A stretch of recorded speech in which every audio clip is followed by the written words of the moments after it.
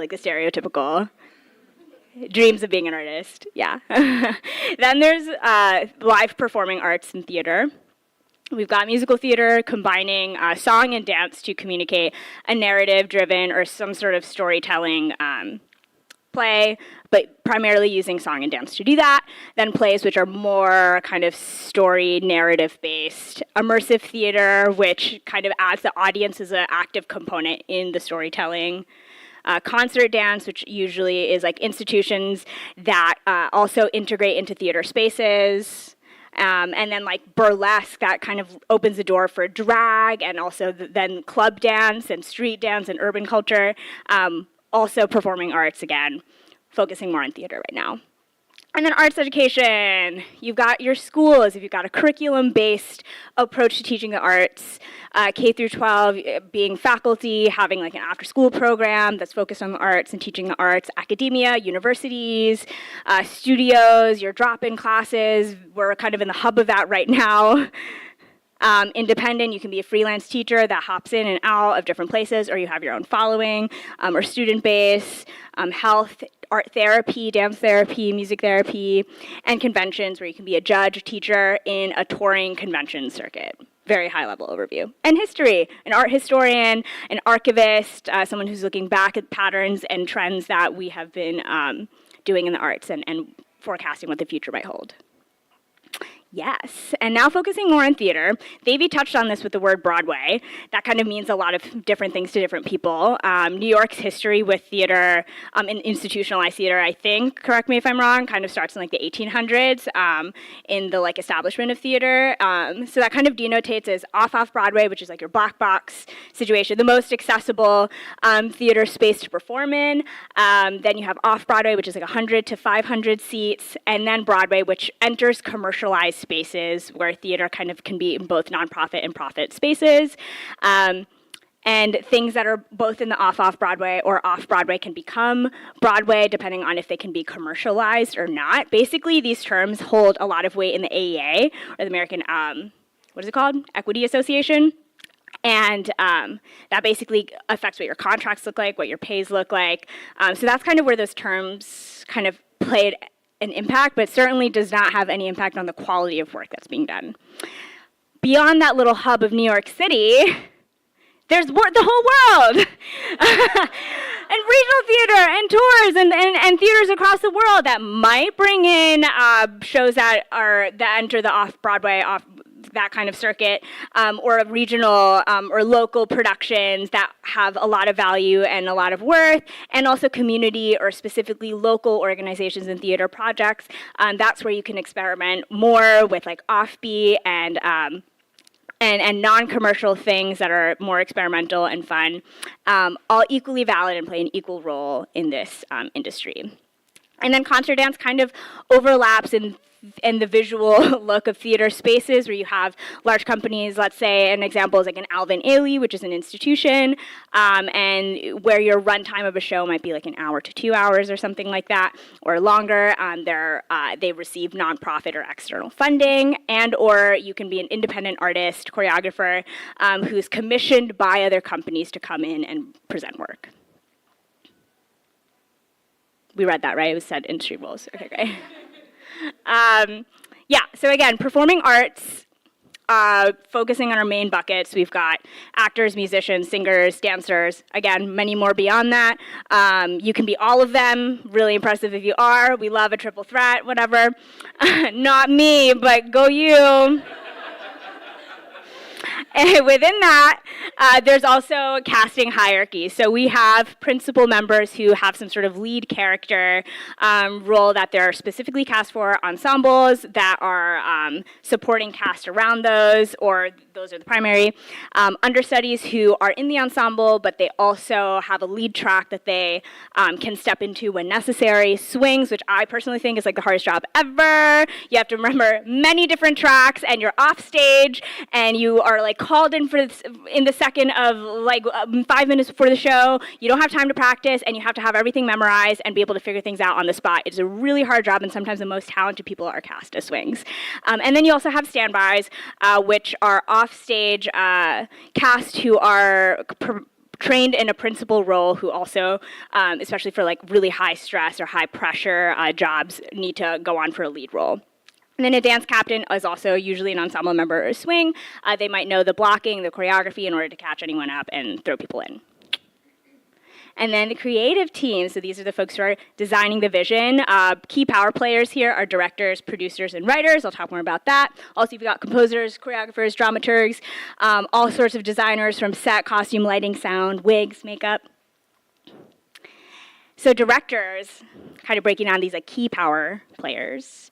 These are folks who are providing the overall vision and guidance from the production to the technical components to then the performers and the performance. Their impact generally on productions are dictating the desired audience impact. How does that look? How does that feel? And what the production needs to do in order to achieve that. Alongside them are also producers, big-time power players. They're responsible for collecting the financial mechanisms for a show to happen, and then also then delegating managerial duties and hiring. So they have the final say on who gets into the room, and they bridge the money to the ideators to the executors. Big power player. And playwright, or in other words, anyone who is coming up with the vision of a project. They are basically coming up with the idea that's the base of an entire production, and that impact is that they control and ideate what kind of stories we get to tell. Very important role. Within that, there are many hierarchies from chief. We won't get into the etymology of chief right now. Executive, artistic, associate, and assistant. Basically, how that plays out in practical senses that affects how much you get paid and who's your boss. I didn't really understand the difference between associate and assistant early in my career, and kind of understanding the difference between that allowed me to advocate for what I felt like my worth was, or my contribution was to that project. So sometimes a lot of the power is in the fine print, but not actually what you do. Yeah. And then there's all the supporting roles to making productions happen. In our crew, we've got like stage managers, company managers, production management, technicians, a lot of different things. I'm gonna go a little fast. Okay. And then many other things that are also very cool, like intimacy coordinators, which are communicating and designing intimate moments with safety. Fight directors, we have a puppet maker here right now in the audience, very cool, talk to him later. And cultural competency consultants are a relatively newer thing and necessary addition, and that kind of has more to it as well. And then there's different kinds of art workers beyond that, folks who are working for venues and institutions. These are some key power players here too. For example, elaborating on a director of programming might be a salaried employee at an institution that's deciding what productions, local, regional, or national, or international, are getting programmed at a venue. Curators might be kind of contracted on a like part-time basis or for a specific project. Board of directors, these guys, we need some more people up in there, I'll tell you that. So board of directors are usually a group of people who are concerned with the interests of stakeholders. They might control who even gets programmed at all, what kind of people get programmed, a lot of power there, and many more things. Arts administrations, folks who are more concerned with like the logistics and operations of organizations, providing money to artists, art incubators supporting early stage artists, and a lot more. Independent kind of categories in arts workers are the reviewer, the critic. That's kind of I would say a dwindling role, correct me if I'm incorrect. I think there's fewer reviewers and critics around, and certainly even fewer who are educated at all in cultural art forms, but are often judging them.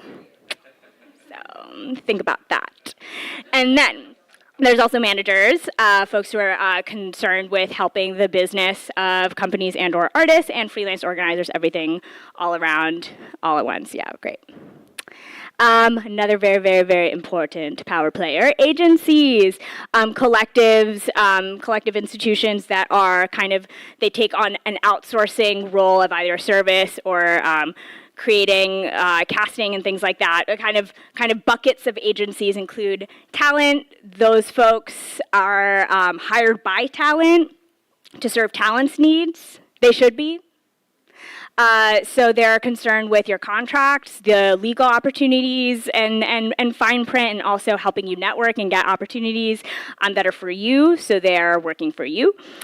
Casting agencies are usually hired by productions, and they might look out to a talent agency to get a network of folks, but they are trying to bring in the right people into the room for the production's goals. Then there's a producing agency that if you have a show already, you're concerned about getting that to somewhere, trying to get performing opportunities for that. A producing agency might help secure some of those opportunities for you. And then an advertising agency, which is concerned about the media and marketing strategy for a production or artist. And more big influencers, the money. So funders, we have foundations, which are often like philanthropic wealth that is donated or allocated into the arts that you could apply for, grants and things like that. Investors are usually investing in for-profit ventures where they're putting in money for like a high-risk, basically, investment or a high-risk return, where they're concerned about getting a return from a project, though there's a high risk that they might not. Usually Broadway shows are funded by investors. Donors that are kind of private donors that are philanthropically maybe making a tax-deductible donation to a project show that kind of have a little less power than like the investor, let's say, and sponsors who are also providing capital for exchange for advertising. So these are the kind of the main ways that that capital is injected into the arts industry and where that power is kind of like trickled down from. And then the flip side of the coin is then advocacy. We have your labor unions like SAG or like AEA who are concerned about the rights and the standards for arts workers of all those different buckets. Arts administrators, an example being like Dance NYC, that is still an institution but is trying to support the arts ecosystem, and collectives like this one and this place that are a little bit more informal but trying to bring community and conversation to the arts community. Okay, I was like, am I out of time? Okay.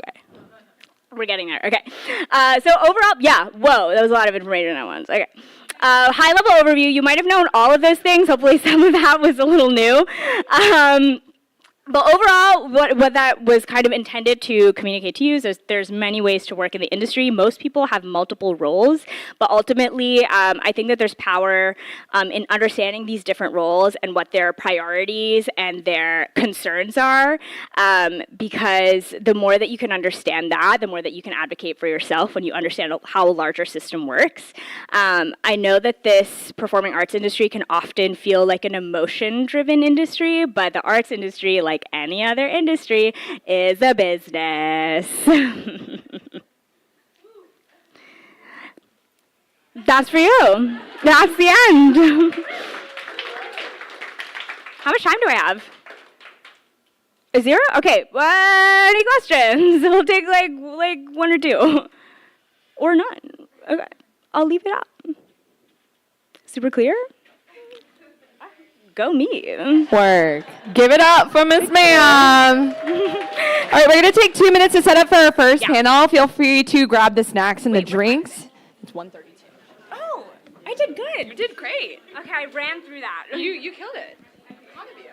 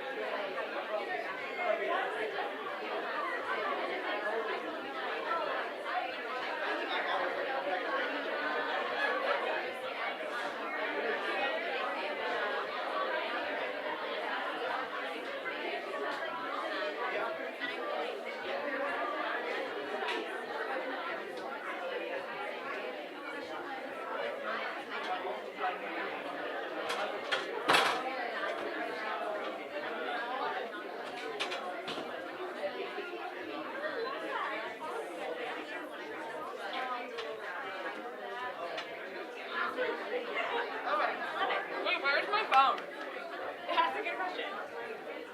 Where's your phone? It was on. I did not see it.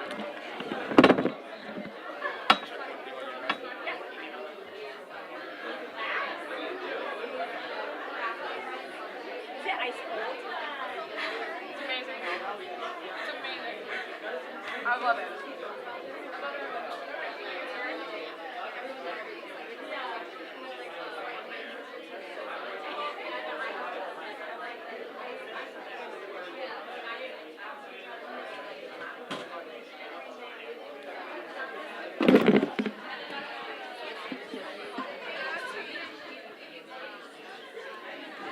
Hi everyone, we're going to get started with our first panel, so if everyone can make their way to their seats.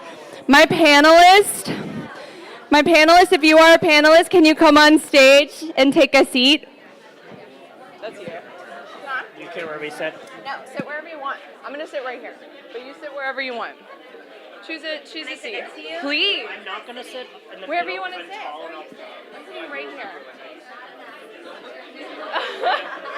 You don't want to be asked questions? I mean, I think we're going to ask the question. Oh, great. I am on this side. Who is it? Oh, yes. Oh, yes, of course. Oh. We're going to pass them around.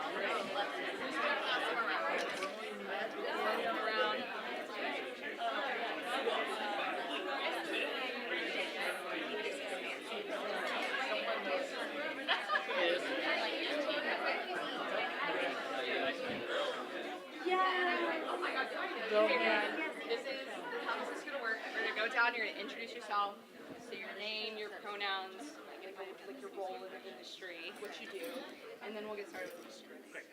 Yeah? And if you want to speak, just grab the microphone. Yeah? I'm going to kill it. And then come center stage. Everybody has to slate, right? Hi, I'm Ari. Nice to meet you. Rishma, nice to meet you. I just assume people like know each other. Right. So I'm like, we don't know each other.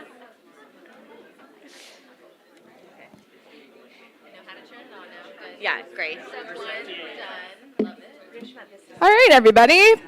As you can see, we have 6 beautiful humans on this stage.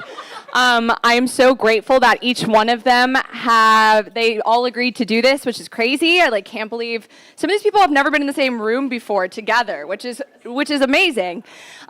Each of them have pioneered their way in the industry before there was a community to support for. But we're gonna go through, and everyone's gonna say their name, their role. So let's start with Miss Ari Afsar.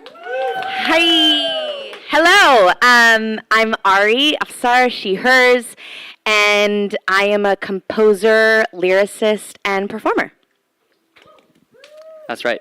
Hi, I'm Nikhil Sabu, he, him. I am an actor, a film writer, a songwriter, an investor, all of those things. Thank you. I have my own. Oh, no. Hello? Okay, it is. Great. Hi, everyone. I'm Deepa Legal, she, her. I am a modern dancer, model in the industry. Hi. I'm Reshma Gujjar. I'm a performing artist, actor, dancer, as well as a creative choreographer, et cetera, et cetera, et cetera. Great. Hi, I'm Vikas. Sorry, I'm fangirling that I actually get to sit next to Reshma right now. Long story there, which we can talk about later. My name is Vikas. I'm a tap dancer first and foremost, also contemporary jazz dancer. I span the concert part of the industry, so I have a dance company on the convention dance circuit as well, but then I've also moved a bit into the commercial side through Stomp and other shows, so kind of spanning mostly commercial, but mostly concert, but sometimes some commercial dance as well.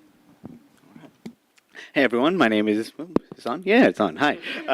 Hey everyone, my name is Rohit Kizre. I'm he, him. I'm a choreographer, dancer, and performer as well. Kind of just have dabbled in a million different things within the industry, and hopefully you'll learn about all of that from all of us soon. Truly the most incredible lineup. I can't even believe. Actually, fun fact, I wrote about Vikas in college for a paper for my tap class. And I told him that when I first met him, and he was like, what? It's what do you mean? Okay, right, so this is our performing professionals panel. As you can see, we're really lucky to have people from all different sectors of performing. And we're going to go ahead and get started with a question. Feel free to jump in if you want to speak about it. Let's start light, question mark. What does a day in your life encompass? Was that a light question? I can start. I'm with a modern dance company called the Limon Dance Company. So as a company member, as a company dancer, we work 9 to 4 every day, Monday through Friday. We have company class in the morning, then we have rehearsals through the rest of the day, and then we generally tour either domestically or internationally throughout the year, and have shows in New York and throughout the country during the rest of the year. Amazing. What do you do in your free time? Because we know as artists, sometimes we're working on projects, sometimes we're off of projects. What do you do to fuel your creative ability when you're not currently working on a project or currently performing? I like doing like classes and styles that I don't get to do on a normal day, you know, with a modern dance company or within the concert world. Like, you are very set within what you were doing in the rep that you're doing. So it's nice to be able to do classes and other styles and explore like different sides of my artistry. And then just a lot of walking around New York City, reading books, the usual. Yeah. Love it, love it. Anybody else want to answer that question?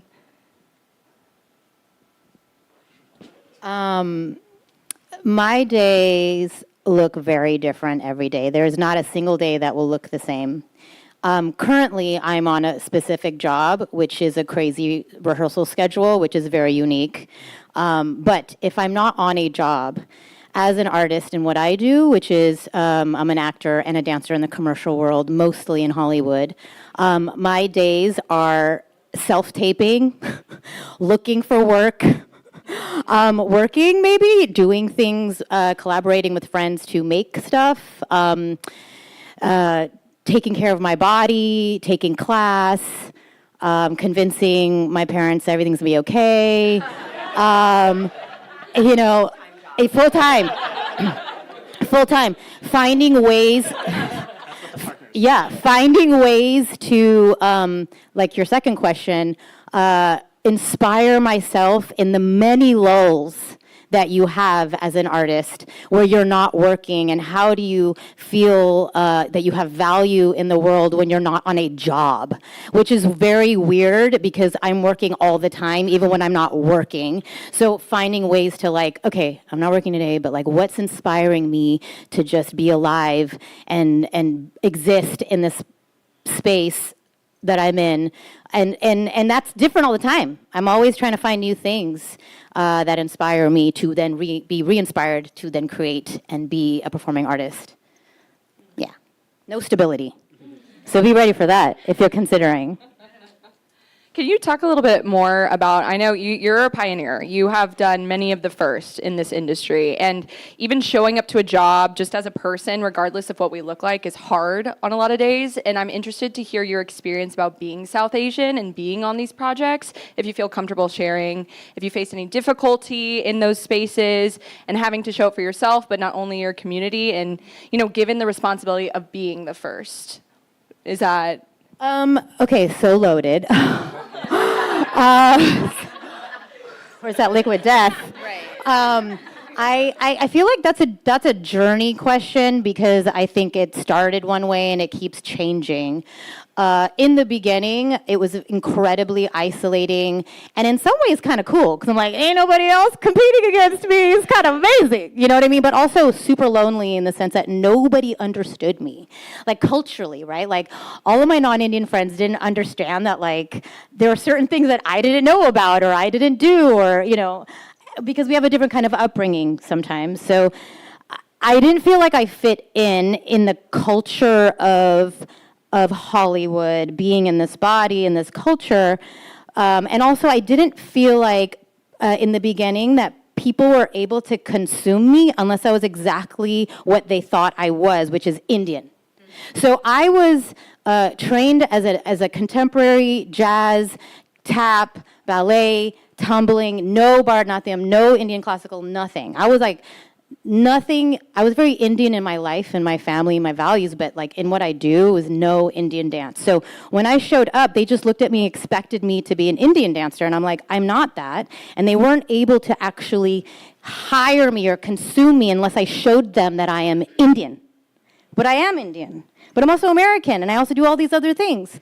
So that was one of the very first challenges that I feel like a lot of people who, well, I don't want to project on anybody else, but that's one of the things that then turned into that. And then being a pioneer in the sense of like trying to get in the jobs of the style of work that I do and be seen as what I do, but then also make sure I represent my people correctly so that they're not hiring non-Indians with brown face. Please hire me even though I'm kind of faking it too. Do you know what I mean? But hire me to fake it. Is like then, and then I started to feel crazy about that too, because I'm like, oh my God, I'm faking it and these are my people, and like, but I better be the one, if not them. And then I felt a weight of responsibility around that. And then feeling like, even now I look back and I'm like, I fully faked Indian dance to start working for Madonna. And that was the only way she hired me. And then it was in doing that tour that I got to do all the other styles of dance that I actually know how to do. And it still to this day, I'm like, Ishita, did I do wrong by my people? And she's like, no, girl, you're a pioneer. You got to do what you got to do. And I was like, well, I'm doing it. You know what I mean? And so the journey is crazy. And now I see all these people and I'm like, yay, you know, but I'm also like, where are you guys? Like, come on, let's all like support each other and, you know, find each other in these spaces, this is why this is so great. But yeah, it keeps shifting in my life. This is going to be a nonstop journey and I'm passing. That's beautiful. Thank you for that. Nikhil, I would actually love to hear about your experience entering the theater space as also one of the first in a lot of aspects, if you want to talk about that. Yeah, but I also have to just say that like that experience, even though it's so individual, we have all experienced that. Everything, all those sentiments are so shared, and it is this like onion of a journey that just keeps on peeling, and you're like, oh, so now I feel this way about this, and I feel this way about this. So and it's very, very linked to your identity, because as we are growing, especially 20s, 30s, or however old we are, and like we're learning about ourselves, but then taking in what the industry wants, but then what we want, and it is a very intertwined, complex journey that has a lot of things. Pioneering. Blazing. I went to NYU, and very much there was a class, and they were like, "Oh, so let's see who in the industry, in the Broadway industry, that you look up to," and blah blah blah. I had the toughest time, and I kind of bullshitted the entire thing. But then it was my wake up call to kind of really seek that out. I think that being a blank canvas, I had to then like reset my mindset to be like, no, this is actually going to help me. I need to think of it as an infinite rather than a limit. I want to be more specific. Is there like a follow-up question to kind of, yeah.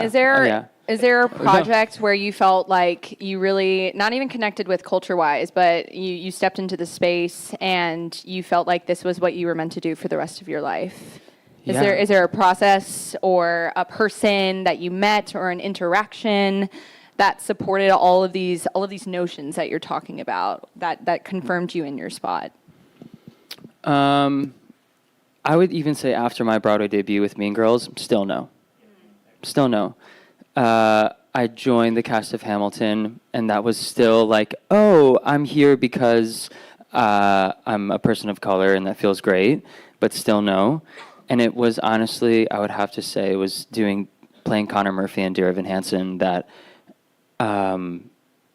producers, all the people that we saw up on there that make those decisions on who's going to be the person, but to be the first person of color, but also South Asian, to play Connor Murphy, and be in a family, an all-white family. That was confirming that just being who I was kind of enough, and that I can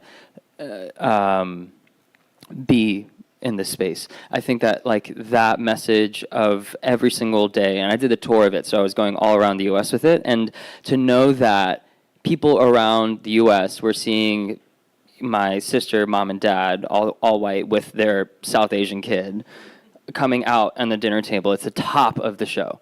And I would see that do the show, and then after, I mean, there was not really a comment on like, oh my God, you weren't really part of the family, were you, or not? But the thing is that I think that what it did is it added a whole other level to the show, because they're like, oh my God, wait, you're adopted and they fucking failed. Oh, sorry, and they failed you. Sorry, it's passionate. It's like they failed you. If you don't know the story, Connor Murphy commits suicide. And so the director, Michael Greif, everyone, the producer, they were like, oh, wait, this is so much bigger than we thought. And it's literally because he's in the show. So that was one of the biggest moments of being like, no, who I am and what I bring to this is adding something, a whole other rainbow on top of this, that the show has been around for years. And just because of my placement, it like cracked open. So yeah, I think that moment, and that was not just some years ago. So it's a journey. Yeah. Anybody else want to answer that question? No? I have one flip side of that, I think, to add, which is like at the first part of your answer, which is like things that you thought would be your dream job but don't end up being that, which I think is like also really hard to deal with as an artist. So I think like for me, Stomp was like the show I wanted to do since I was 10. Like when you look at my journals as a teenager, it was like, if I'm going to do that show and I'm going to do it for decades. And I quit the show after a year and a half. And it had nothing to do with the creativity of the show. Like I still to this day am like, the creators of Stomp are freaking geniuses. There's a reason the show lasted 35 years, because you can watch it over and over again. But I think something that I didn't learn in the industry for a very long time is like, yes, it's the project, but it's almost more important who you're working with, which I think is what you were getting at. And I was actually telling Reshma about this before, because Reshma also has a history with Stomp, including the fact that she's married to a Stomper. Hey! But I was telling her, I was like, had I been in the touring cast, I think my experience would have been very different. But from a life perspective, I didn't want to tour because I'd toured for too many years. And so it was like, the people I wanted were over there, but the logistical thing was over here. And I picked the thing that was logistically right for me, but actually was the wrong group of people to like support me. And so I think that's like an interesting thing that's like hard for us to understand in the industry. Is like, you take a job because you feel some way about the creativity of the show, right? In my case, it's like, I've seen the show rhythmically, it's stunning, the sound, everything, but you know nothing about who you're working with, right? Like they're not in the room. I mean, maybe like one director is, but like the cast and that energy really defines like how your work experience is. And I think just mental health wise, it was a very difficult time for me to be like, 10-year-old Vikas would have been very proud of you. And like, similar to your point about like people watching the show, like I would see little Indian kids like, be like, huh, when I like walk out, because that show is casted with each character can be any gender, anything, so there's no predefined anything in the characters. And so to balance the like, this is important to other people from a pioneering perspective, but I feel really not at home doing this, but I feel like I need to keep doing it for everyone else. And that's like a very hard thing to balance, like you were saying, with everything being intertwined. Is like, I think when I started my journey, because I was a tap dancer, it was just like, well, duh, there's no other Indians. So that question was never there. And as I spanned into other parts of the industry and got to understand people and felt that weight, I think it almost like took me off course, because I felt like I had to start doing things for the sake of the community, which is like useful, but not if you're not filling up your own teacup, right? And so it's like, how do you fill your own cup and have that overflow to the community rather than only pour into the community's teacup at the expense of your own? That's like a really hard thing, I think, to find, especially when a lot of the work you want to do is like not naturally supported through like the type of stuff, like if you're in Broadway, whatever, fine. But if you're trying to do like whatever classical dance or other things, it's like, well, yeah, there's only so many funding mechanisms that support that. So I think my advice would be like, focus on yourself, and like you might happen to be a pioneer, but don't focus on that, because then you start doing things for everyone but yourself. 100%. And that's a really bad mental health place to be in. Do the things that you love, and then you might happen to be the first and we'll all cheer you on, even if you're the first or you're the 50th, because you're just doing cool shit, and that's great. But the second that becomes your focus, I think you get off target really quickly. I feel like that notion really hit home during the pandemic when we were all forced to focus on ourselves and having to figure out a way to, continue to cultivate our artistry and to continue to want to do this, which was a good and a bad time, I'm sure, for a lot of us, like thinking about quitting the industry or realizing like maybe this is not for me or finding other artistic outlets. And this brings me to the topic of social media. I want to talk about social media and how we use social media in our artistry. And I have a question for Rohit. No, but because you've been able to build a platform that I know so many people. I found Rohit on Instagram. Like I just saw a video of him dancing and I was like, oh my God, what? And then I found out he was in DDLJ, like the new musical, and I'm like, oh my God, this is amazing. Like he is using social media to curate his artistry and to also share it with the world. Not necessarily for the community, but for you. Can you talk a little bit more about that? Yeah. So I started. So backstory of this, right? I'm an immigrant. I moved here when I was 8 years old. So I always thought I was always just too Indian for everything. Because like, and even in training wise, just super, whether it's Indian classical or just Indian folk or just going to, when we moved here, my parents were like, you need to keep your Indian culture. So here's an auntie teaching dance classes in her basement. You're going to go learn. I'm sure some of us have experienced that to a certain level. But that kind of evolved into another thing where they realized that I was getting good at this, and then they introduced me to more, again, Indian styles of classical dance forms to further enhance that, right? So with the social media aspect of it, when I was in college and things like that, I knew I was going to do this full-time career. Had the my parents were supportive from like day one, which is like the biggest battle for most South Asians in that sense, right? So I already won that battle. Now the other battle was like, what am I gonna do? And like, what? I'm like, yeah, gonna be a dancer. Can't wait. At the age of like 12, I'm like, yeah, let's do it. I like this. And then when you're like 17, you're like, okay, how am I gonna make money, guys?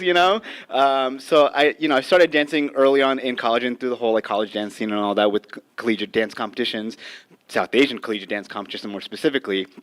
But then the whole notion of social media was that I was like, and I was working for a dance company at a time, quit that, and then once I quit that, I was like, okay, I gotta figure this out. I gotta figure it out. What am I gonna do? I didn't know where to look for work, so I just started creating it on my own. And this is like before Instagram, before, even Facebook was a thing, so it's like YouTube was the thing, right? And like, dude, I made some cringeworthy content on there. Let me tell you, it's still up there if you dig deep enough. Please don't.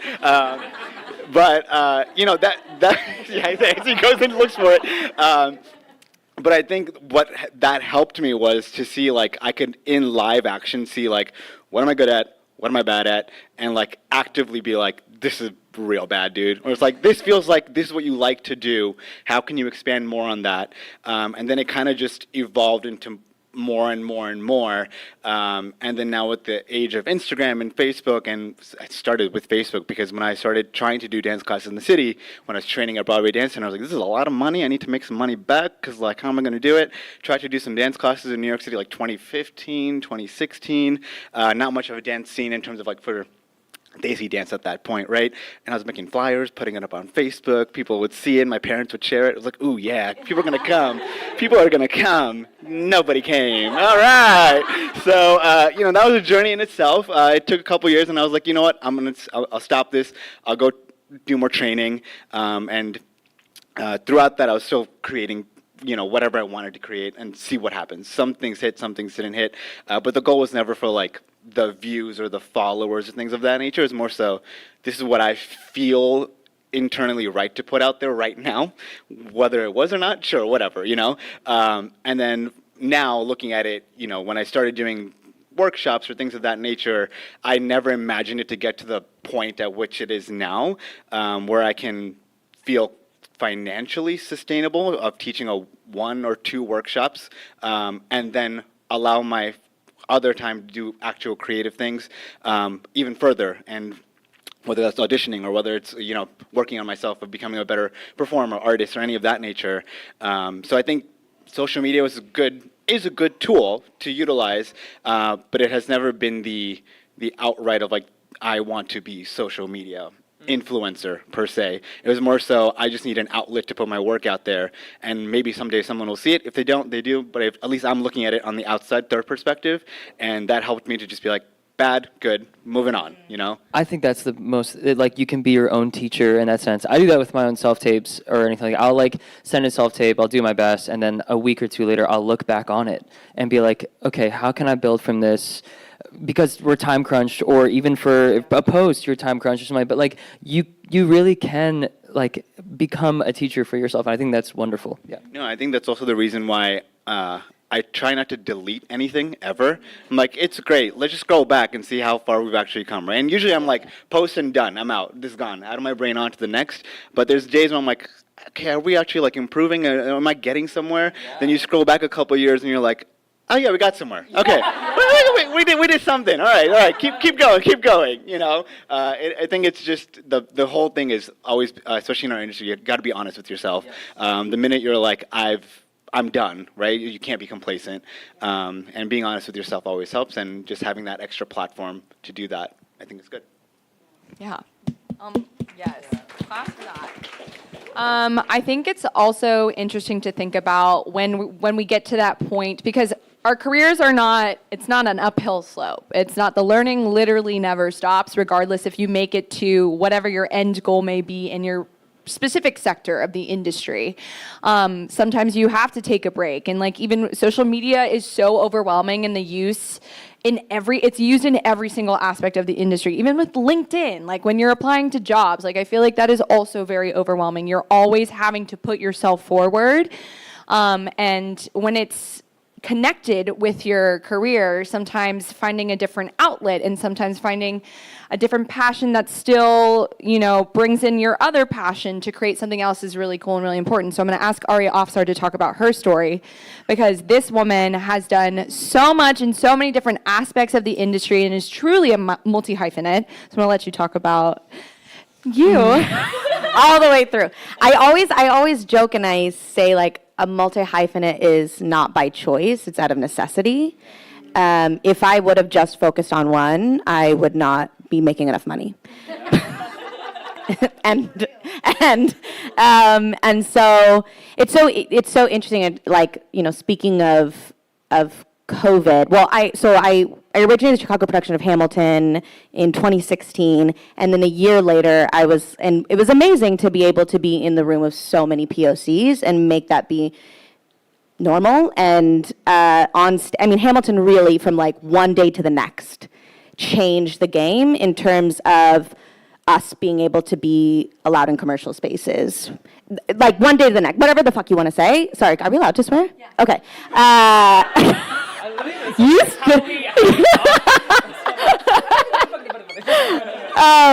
And so I'm really, really grateful for that. But my main passion is composing. I love, and this is one of the big things, like representation matters, but what I'm really interested in, and what I'm really interested in is, what are we doing with that representation? Are we here to replace, or are we here to dismantle? And so with that, I wanted to be on the other side of the table, to be able to actually tell the stories that I wanted to be able to tell for myself, for my community, or just because I want a fucking badass feminist, whatever, who's a brown girl, you know what I mean? Whatever it may be. And that's actually the first time that I experienced like othering in a really, really different way, because Hamilton was one of my first experiences. And like, where it's like, oh, woman of color did this, blah, blah, blah. And then pandemic hit. and then I was like, again, are we here to replace, or are we here to dismantle? Which is something I think about a lot. And for me to understand that holistically, I need to be really close to my why. Why am I doing this? Because the reality is, we as performers, we have to have a relationship with our ego. Obviously, we have ego. But when does the ego pass the line of self-absorption? And I found myself in those spaces, in those moments. And so I'm actually an MPA candidate right now at NYU Wagner, getting my master's in public administration. And the reason is because like my mission in life is, I think art changes culture and culture changes policy. And that's what I believe in to a T. And that's why I want to be a composer, to be able to actually tell those stories that is meaningful political change. And if I believe in that, I don't want to spew bullshit, and I want to actually know what the hell I'm talking about. So I wanted to match my artistic expertise, LOL, to having, also like getting a degree does not make you an expert either from a white patriarchal institution, but you know, whatever, I still am South Asian, so the degree means something to me.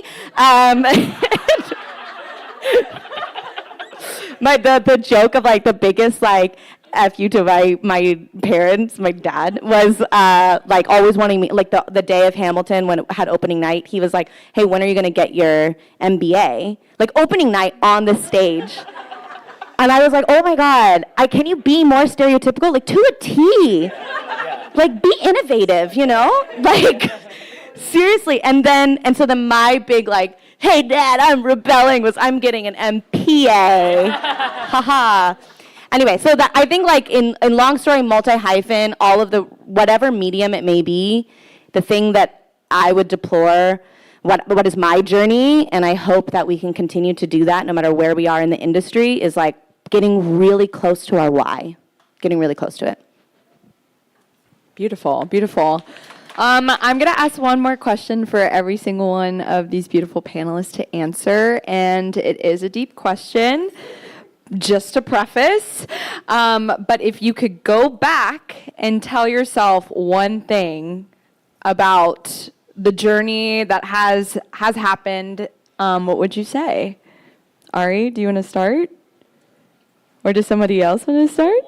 I'm on it. What is the, wait, can you repeat the question? If you could go back and tell yourself one thing to either support, to inform, to dismantle, to inform yourself, your future self, about what lies ahead, what would you say? This is so, I think kind of, I mean, like the cliche is like, you can do it, like love yourself, you know. That's important. And I also think that there is like, I wish I knew younger to not take things so personally. Like what you were saying earlier, right? This is still a business. And I think we can look at it negatively and be like, oh, that's so angry. But also like as a composer, I'm on the other side and it is a business. You know, and not even in a like that, we still are entering into this capitalist society and we still live by it. So are we going to enter it, and how can we start to pivot and change it? Or we can say like break it all down, and that's totally different. That's not where I am on my journey right at this current moment. But I just like, I wish I could tell myself like when I didn't get the role or when I didn't get something, and like I'm like, oh, it's because of this, and I hate it all, and then going emo for a day, and you know, I just wish that I. That was me. How did you know? I just wish to not take things personally, and by that is like then work on myself and my relationship to my ego and the things that I believe in. I think it's gonna be like an ad because I feel like we'll all say these things. I would say one thing is to be. I would love to have told myself to just be louder, in every sense of myself and my voice, in the way that I showed into rooms. I wish I was just louder. And then the second thing, I know we just talked about hyphenates, but I also have been reflecting. It was my birthday just 2 days ago, so I was like, I was doing some reflection, and I was like, oh, I wish I very much for the past 10 years was like, I'm an actor. I'm a Broadway actor. That's all I'm going to do. And I think that I finally relaxed into being like, no, I can fucking split myself. I've co-founded a fashion company with my sister. And then now also as an actor. Naira. It's called Naira. At Shop Naira. I think that I wish I didn't literally put myself in a box as I grew. So this whole being louder aspect, but also at the same time, like I wish I watered my other passions as I kept on going, which I feel like I have been doing, and it's only helped acting, and it's only helped the other thing. They honestly, as their singular self, it's only helped everything. It's only like to grow. So yeah, those two things.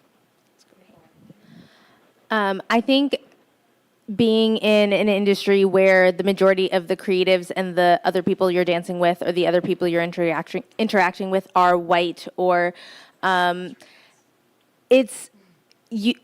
what we bring to the table as creatives, as people, as a culture is so important, and it's going to feel intimidating to the people that are at the front of the room and that are in the room with you. And I think I wish I had told myself more like, that is okay.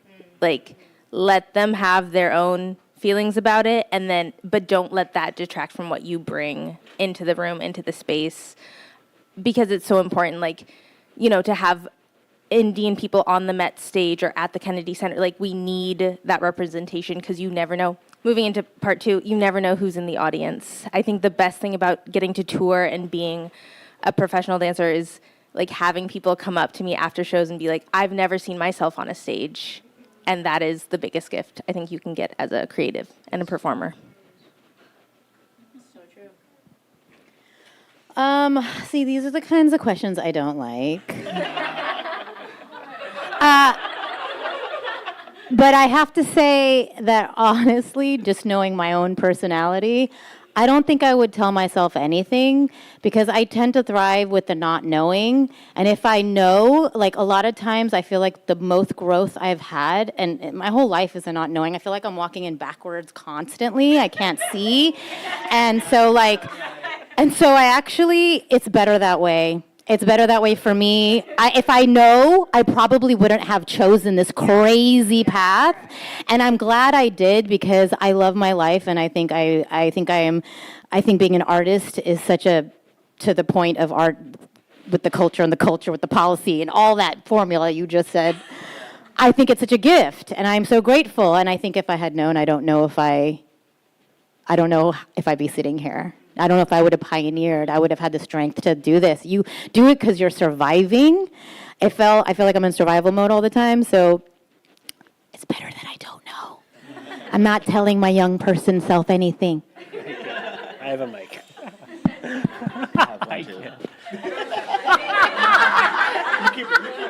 We can create work out of it. No. Okay. I guess I would do two things. The first, I would tell my younger self is to like, trust your instinct. Your instinct is right. If I look back on my journey, anytime I second guessed myself and made a choice that I thought was the correct one, but not deep down what I wanted, that was a bad choice. And every time I made a choice that other people didn't like, but I, for whatever reason, and sometimes I couldn't enumerate it. You don't have to explain your instinct to anyone. Maybe yourself if you want to, but you don't have to, especially your parents. But anytime I followed that instinct, even in the moment I made the choice, I wasn't sure, but I feel like shortly after, I was like, oh, duh, that was right. Every time I've made a choice based on instinct, I've been scared shitless. And then like 3 weeks later, I was like, why was this so scary? This was like clearly the right thing to do. Leaving Stomp actually being one of those decisions. And then I think the second thing I would say is your resume does not create happiness. It never will. So similar to my like earlier thing about like doing the projects you care about regardless of what other people say, like everyone up here has insane resumes, but like Stomp did not bring me happiness. Like J. Crew, like all these things that I think people like will look at it. I can only speak for myself, but on my resume, like, wow, that was so cool. Like most of the projects that were cool to other people were really boring and not very interesting to me. They're like helpful maybe for like marketing reasons, sure. But like, if all I did was do the things that impressed other people, my career would be very empty and meaningless, I think. And so I don't think younger me realized that. I think I wanted to do the important things because they felt like they gave you value and worthiness, especially from a South Asian family who's like, you need to be successful. It's like, well, I guess like Broadway is the equivalent of going to Harvard maybe, or like whatever. But I think that I wish I told myself, like, do what you want to do, and like, you will understand what success means in that field and you will be happy with it. But you have to live with yourself at the end of the day, nobody else. And you have to live with the people that you choose. And so if the people don't support your definition of success, thank you very much, there's the door, right? The people who support your version of success, you do this to them. And so I think I wish I would have told myself that it's okay to the people who are not supportive of your version of success. Yeah. Most of what I'm going to say has probably already been said, but just two quick things. I think because he said something about success, you know, I learned early on, especially in our wonderful South Asian community, especially of like older generations, when you tell them or they hear that you're doing this, their instant thing is like, well, if he doesn't make it in a Bollywood movie or XYZ, he's a failure, right? And then like that came to realization when like, you know, several years back, I did like this quick little stint on Dance India Dance. Whatever happened, right? Came back. And then all of a sudden, this uncle and these aunties are like, wow, Rohit, so proud of you. Very good. Let's cut a cake. And I'm like, the fuck were you this whole time, you know? So like that, you know, screw that. Screw that definition of success. You know, yeah, literally, there was a cake. My parents doing, sure, but you know, they all came to cut the cake. Why? I don't know. But I think what I have to tell myself now that I'm looking back at it, just reminding my younger self, I would tell my older self, is like, success is what you define it to be, right? And I think for most of us, hopefully, I think we could all agree, we get to do what we like to do on a daily basis. Whether that means fame or not, who gives a shit? We're getting to do what we like to do, and we're making impact, right? And if we can make the impact that we want to make, then we're successful, right? And the last thing I would say is, you're gonna have days where you hate your job. It is a job also, right? We love what we do, but there's gonna be days where you're like, I'm out. Why? Why am I doing this? Why am I doing this, right? Maybe every hour, sometimes every minute, every waking minute, you're like, well, I'm just gonna go back to sleep, you know? Let's just go back to sleep. But also just to remind yourself that, like, it's okay. Give yourself that minute, hour, couple hours, maybe a couple days, right? A week, months, whatever you need, but you'll find yourself back, and just don't put that added pressure of like, I need to just constantly keep doing something, because then you're gonna hate what you're doing, and then and ultimately you're gonna hate why you did this. So just be kind to yourself. That was beautiful. That was beautiful. I think it's really important. We asked all these people to be on the panel, and honestly, like a year ago, I would have said I've looked up to these people for a long time. I literally wrote a paper about Vikas in college. And Ari was like a big sister to me, and we would have conversations about, I want to be you, I look up to you, and community is not about striving to be a person that gets looked up towards. It's about existing and celebrating with each other. That is what community is. We're all at different levels, but at the end of the day, we need to choose each other. And that's what community is. We may be the first at something. We may be the last at something. Who knows? Who cares? The whole purpose is that these people, we're breaking into these boundaries, we're breaking these barriers to get into these spaces that weren't meant for us, but to bring people up with us. And nobody is better than one other person, and that's what community is. So with that being said, I think we have time for 2 questions, but Thank you for answering mine. Like I'm just like a kid in a candy store with all of you guys up here. Does anybody? I can do 2 questions. Does anybody? 10-second thing onto it. Yes, please. About community, the one thing you should never feel uncomfortable with, like if you want to learn from people, just like reach out and ask. I thought that was so hard as a younger person to just be like top people I want to dance for. It's like, hi, how did you build your company? Like what? Like, can we talk? And most people are happy to, maybe I'll be like, sorry, I'm on a plane right now, but like, let's chat next week. But like, there's so few of us in this space, just like reach out, ask questions. We might not immediately get back to you, but like, if you're willing to do that in a whole, you'll find community just by asking. Mm-hmm. Also, don't feel bad, because people love to talk about themselves. yeah. You're like, AKA me, call me. No, that's not what I meant. Does anybody have a question? Yes, I'm gonna be like Oprah and Oprah's favorite things. You get a car. I just wanted to know how you deal with the feeling of being a diversity hire. Like if that's something that affects your self-worth, how do you overcome that in a space where you feel like you're one of the only brown people?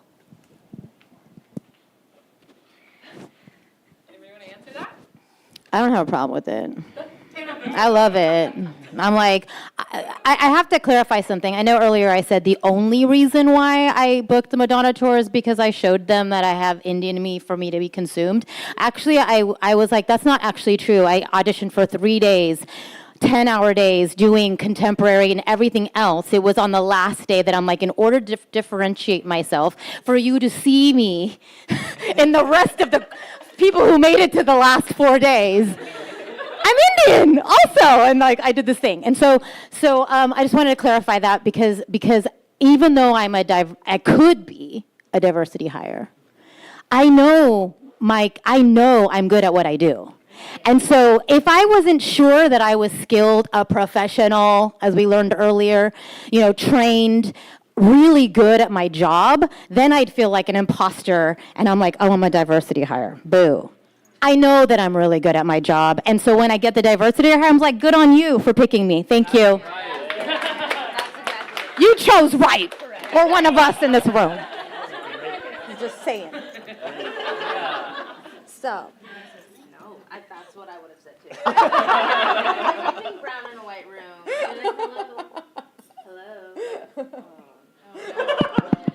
Hello. It's also like Reshma was saying, like, we know we're that good. We know we are not there by accident.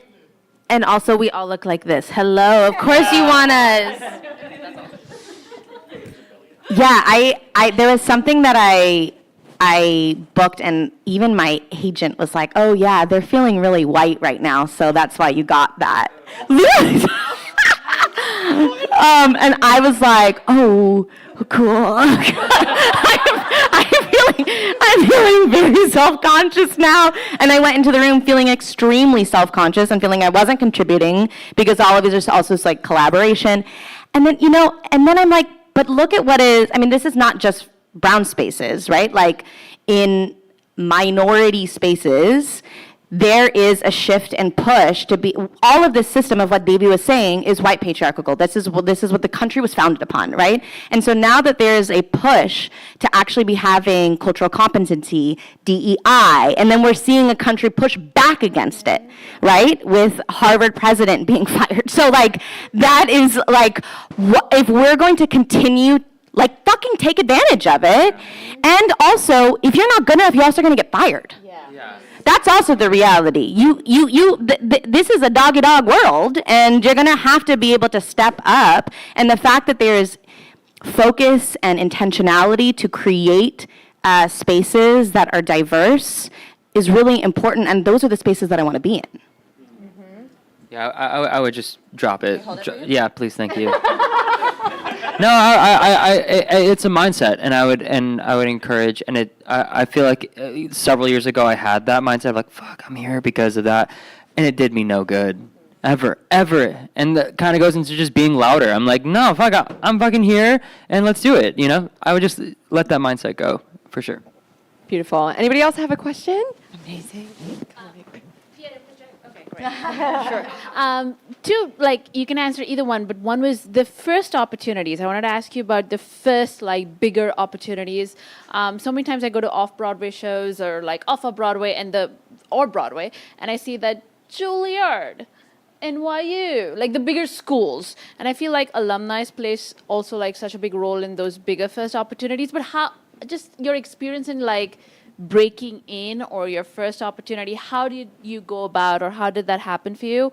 And or you can also answer this one, is there a skill along the way that you learned, this is a good networking skill, or this is not a advice for your younger self, but this is something I picked up, and do this as well while you're working in this field? Yeah. Can I ask, in asking that, or thank you, can I ask what medium you are, because I think that's a specific question depending on what medium you're in. This was specifically acting, I think. Yeah, that's one of the things that I feel. Do you feel like schools also play a big part in the theater world? Not as much film and TV, maybe, and or even your first opportunity is big. How did you land in it, and how did you break through as a first pioneers and models and everything? I'm in rooms where everyone has been to a different school. There are times where it's like, oh, you and you went to Carnegie Mellon, and you went to Yale Drama. Sure, but every room has a diverse thing. So Michigan somehow. Yeah, no.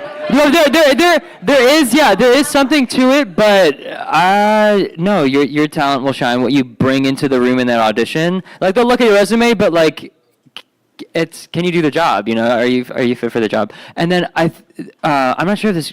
I think this answers your question. I I have a couple people that I mentor, and my first thing that I honestly tell people right out of college or anything like that, and it's because it is my experience, but it is like get an agent. Like to have someone to literally vouch for you and also reach farther than you can reach ever is the best thing that had ever happened to me right out of college, and it honestly is the thing that allowed me to climb in ways that I could have never imagined. So I always, for the people that I do mentor, I will pioneer you and champion you to be like, get an agent, get someone that can literally put a megaphone to your talent that you already have. So that is But that's why but that's the discrepancy. If you have a university, it's way easier to get an agent. Yes, because a showcase or you have that credibility, whatever you want to talk, Whatever I agree. negative or positive about it. I agree. I also, I think you are correct that agents are helpful, but I would never encourage anyone to lean on their agent. I think there's this expectation that your agent's going to get you work. And if you haven't, can we talk after? Because the fact that your agent is doing that is unique. I want you to know that that's unique, and you are, Fine, show me the wings. I think that is a unique situation. That's the goal. You want a team that is like your team and that they work for you, and that's amazing. And not everybody has that experience, so please find that. Breakthrough experience, like that is going to be so, I feel like it's so unique to every single person. I feel like you are going to have what's so great about the word breakthrough is that like it's unexpected, right? Like there is no formula of how this breakthrough is going to happen, and we're all wondering when it happens. And it like literally could be I was accidentally hired as a this, and then somebody saw and they ended up getting a line, and that line led to, as far as acting goes, you really don't know. And so I feel like breakthroughs are great because I think if you just keep showing up, the breakthrough like happens. And as far as you mentioned networking, and I'm only saying that because you mentioned it. And as an actor, I struggled so much with networking, and so it inspired this answer. I hate networking. What we think networking is, right? It's so unnatural. I actually feel gross even thinking about like what networking is. Go to a party and mingle and blah, blah, blah, and like blah, blah, blah. Don't do that. Actually have real connections with people. Like, don't care. Like, I don't go anymore. Like, in the beginning, I was like, I'm supposed to network. I'm supposed to meet people. I'm supposed to find out, tell them who I am, what I do, so that they know me, so that I can get a job. And I'm like, now I go to these parties and I'm like, who are you? What is your life? Tell me about you. I want to know everything about you if I like them. No, I'm not faking it. You know what I mean? It's totally genuine. Like, I think the true networking of the future is genuine connection, because all my breakthroughs have come through real relationships. And you don't work with people you don't like. So yeah, if you guys form a connection, then you guys work together. And what we learned from Vikas, which I agree with too, is that like most of the jobs that I enjoy are because of the cast that I worked with or the people. It's never the money. I mean, the money's great, but I mean like or the name. It's always the people and the team you're working with that makes it a memorable and enjoyable job as an artist. Always. So I think connections and genuine connections is the way to the future of networking as far as acting goes. Always. Just to answer your agent question, and for everyone else, is that the moment that I realized that your agent works for you and you don't work for them, that was a switch. And then I was like, oh, and then another bigger switch was you're saying the word team. And when I figured out that my agents and now managers, so the trio of us, we are a collaboration of me. And as soon as I started thinking about it like that, it was popping off in that way. So yeah. And the converse of that is true. If your agent's not working for you, you can fire them. Right? Yeah. So yeah, it's like if they're not doing what you need them to do, then you can make a better choice because you're giving them 10% or 20% of your money. Right? So if they're not earning that money, there's no rule that says you have to keep giving it to them. So I'm just going to throw one more thing in. I've gotten so many jobs by just going to one class. I took one Bollywood dance class for fun because I had spent the summer doing modern serious dance. I took one Bollywood dance class with one woman, and she has gotten me so many jobs. I met so many people through that one connection. You never know where it's going to lead you. take classes, meet the people, make connections with everybody. Yeah, I'll just add from my personal standpoint, I've never had an agent, right? So you can do it both ways. There's options. It's just a matter of, as I think the biggest thing is connections, but like true, honest connections. And the breakthrough is, it's a, for us, I think most of us in the space, it's a myth. It's somewhere out there. It's like a unicorn that'll maybe one day come, maybe one day won't. But the point that we're working for isn't that necessarily. It's that when it does come, we're ready for it, right?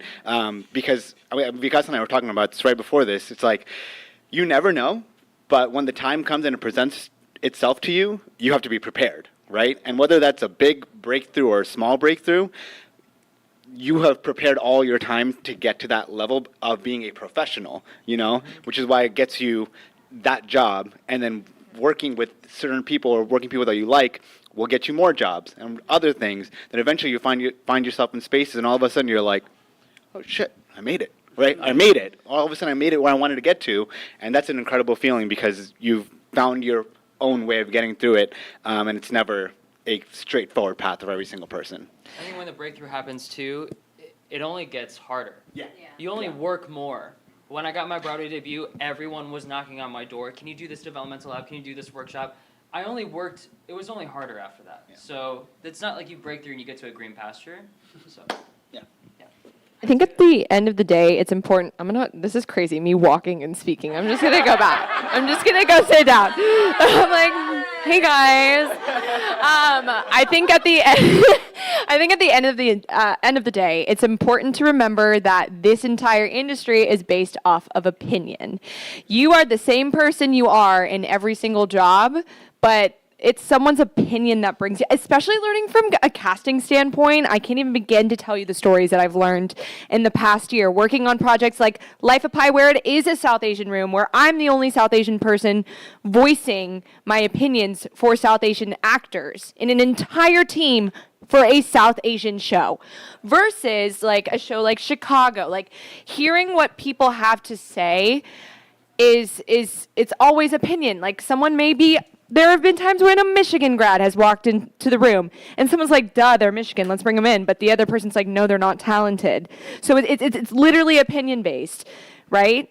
And at the end of the day, also important in the industry, reference checks. People check in with other people to see who you've worked with, to see if you are a good person. Yeah.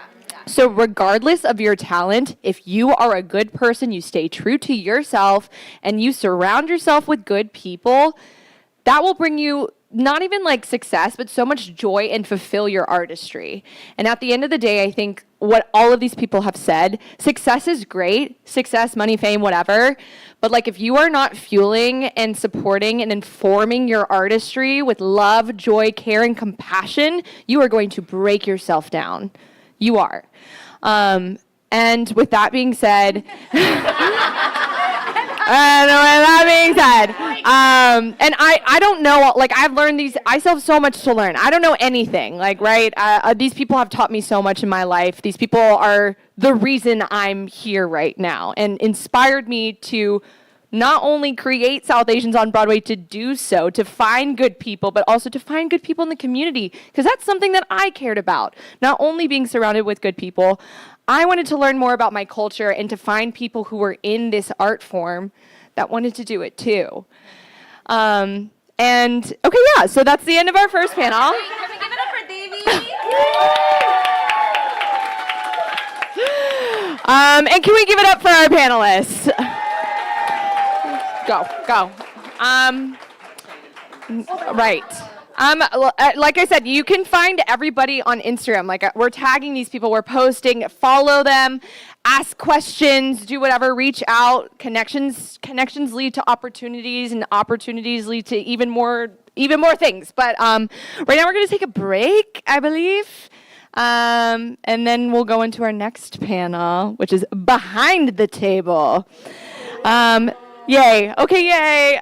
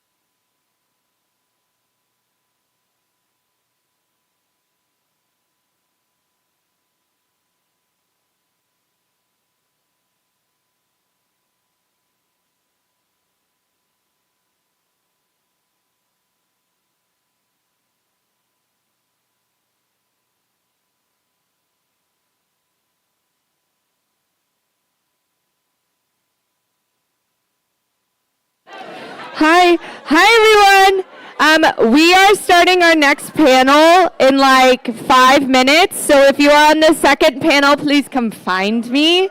Love you all.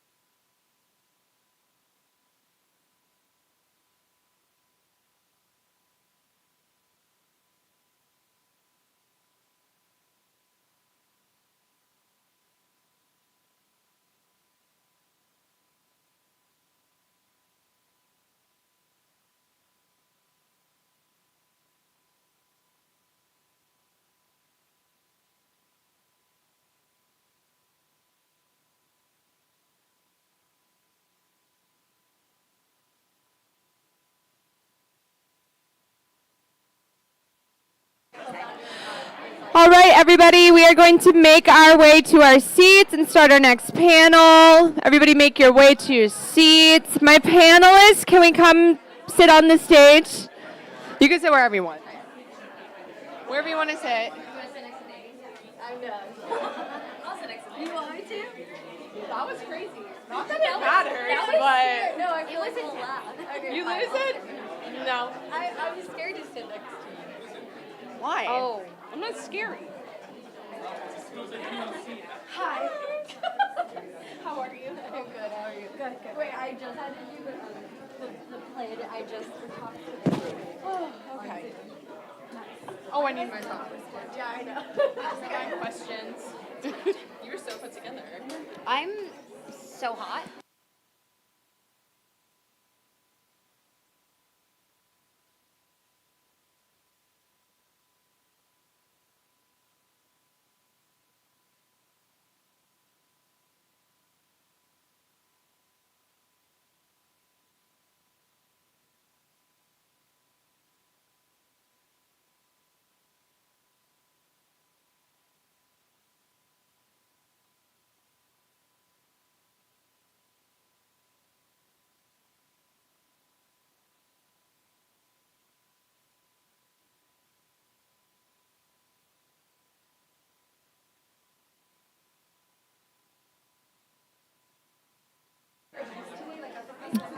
All right.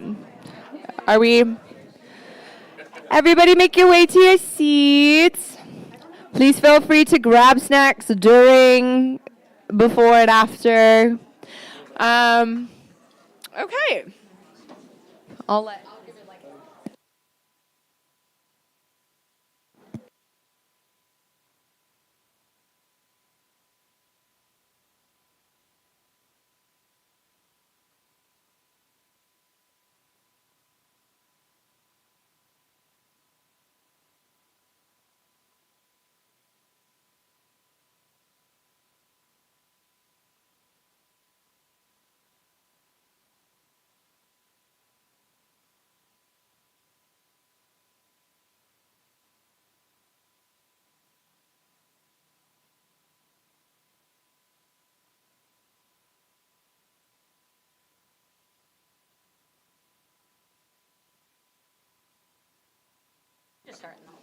Okay, all right. I hope you guys talked and mingled about our last panel, asked questions, met somebody new. We talk a lot about performing arts, about the being on a stage and being an actor, being a dancer, being a singer. But that is only half the battle for a project to come to fruition, right? Being behind the table is a magical experience, but also a daunting one. And we have some pretty amazing people who have done so much in our industry up here today, so I'm going to let them introduce themselves. Hi, my name is Gari. I'm a producer and a writer. I'm based in Philly, but I work in New York and working on like commercial theater, so Broadway and touring, but also like regional theater. Yeah, that's me. Hello. Hi, I'm Ramita. I am a dancer, choreographer, and a startup founder. My startup is called Artswork, and we connect artists with flexible work. So I'll be talking about that a little bit today. But otherwise, yeah, dancer, choreographer, and really at the intersection of arts and business. Hi, everyone. Is this on? Just switch the button. Never knew how these things worked ever. True auntie. Hi everyone, my name is Barka Patel. I am a Kathak dancer, choreographer, performing artist, educator. Today I'll be representing the two organizations I run. One is my dance company, Barka Dance Company, and the other is Angan, South Asian Center for Performing Arts, fairly new org that I co-founded. My co-founder is not here today, so I'm representing Shachi Fine and I, so yeah. Hi, I'm Sean Devare. I'm an experimental theater artist, director, designer, performer. I like to work with literature and community-based devised work, collaborative work, horizontal structures, original pieces. I particularly I'd say I like to work with the lens of diaspora in many different circumstances, even diasporas that I'm not a part of. I'm actually a part of two. I'm Indian and Chinese. So I also got funneled into a Filipino group that does actually traditional indigenous Filipino dance and theater forms that incorporate influences from India and China. So there are many ways that diaspora can exist and has existed for centuries. So that's kind of my thing. Hi, everyone. I'm Dev Janke. I've had a very eclectic career. Right now, I'm a freelance director, choreographer, producer, writer, educator. I'm the artistic director of Live in Color, a theater company that develops new plays and musicals that celebrate diversity and underrepresented communities. I've had a 40-year career, starting out as a professional ballet dancer and a dancer, actor, singer on Broadway, and transitioned to being behind the table many years later. So I think I'm the oldest person in this room. I forgot one thing. Yeah. And I was introduced earlier as a puppet and mask designer as well. So, yes. How exciting! I'm like so excited these people are here. So I'm going to start off with a question about process, because I feel like being behind the table, having a process in mind, and having an end goal looks different than a creative, like an artist, right? So when you go into a project and you're working from an administrative position, how do you like break that down? Like, you're given an opportunity, what do you go into it thinking? Yeah. So I work as an associate producer at a company. And so I actually I had my Broadway debut with them. Thank you. With them last year on The Cottage as their associate producer. And so my role is many things, but at the top of a project, I'm usually the first person to read the script. For a lot of projects, I'm the first person to say, like, is it good? But also, can we do anything for it? And that doesn't always mean that it's not good or that it's not something that should be in the world. But, you know, my company is specifically focused on touring. So is it a show that can tour? But I think in terms of process, for me, as like more on the business end of it, a lot of it does come down to finances, which sounds really unemotional, but finances translates directly to, will audiences come and see it, right? So it can be really like, are people going to invest in it? Do these 20 rich people in New York care about it enough to put it on Broadway? But it's also about, are people going to come see it? Are people going to resonate with it? Or is it going to fundamentally change people in any way? And so sometimes you end up with Mrs. Doubtfire, the musical.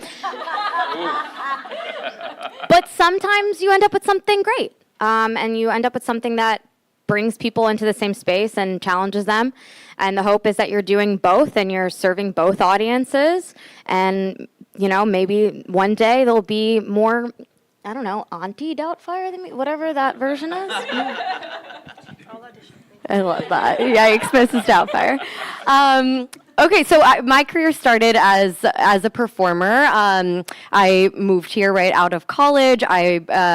On the day of my graduation, I did So You Think You Can Dance, and that kind of like launched my dance career. And in the past several years, I've worked on that side, like on stage and on screen, but have recently also, I guess, concurrently been building my like choreography career. So I work with a few artists. I've choreographed 2 or 3 world tours for an artist named Ravina and an artist named Kashmir. I've worked for him as well. And so when I think about like what it looks like to build out a show or build out a music video, things like that, to me, it's the commercial dance industry is very much built on network and community. And so from being like in front of the camera, one of the things I always felt was like, there's no one that looks like me. I'm the only one here and I feel alone. And so now when I try to operate in the other bucket, I really think about like, who can I bring into this space that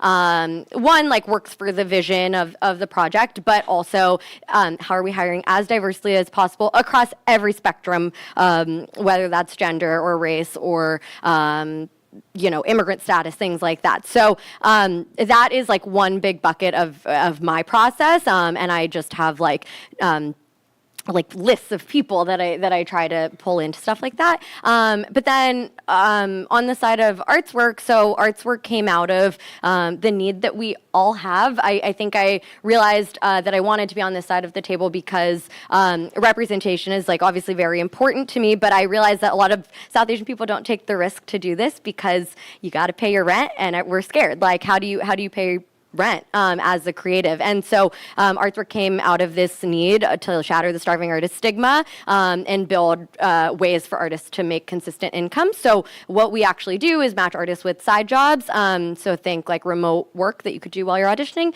as well as freelance creative work, acting coaches, music teachers, dance teachers. And the way that I think about that is really like socioeconomic equity and making sure that like we're just like matching people with this base level of stability so that they can go pursue like the rest of their dreams in the industry. So that's kind of how I think about those two buckets.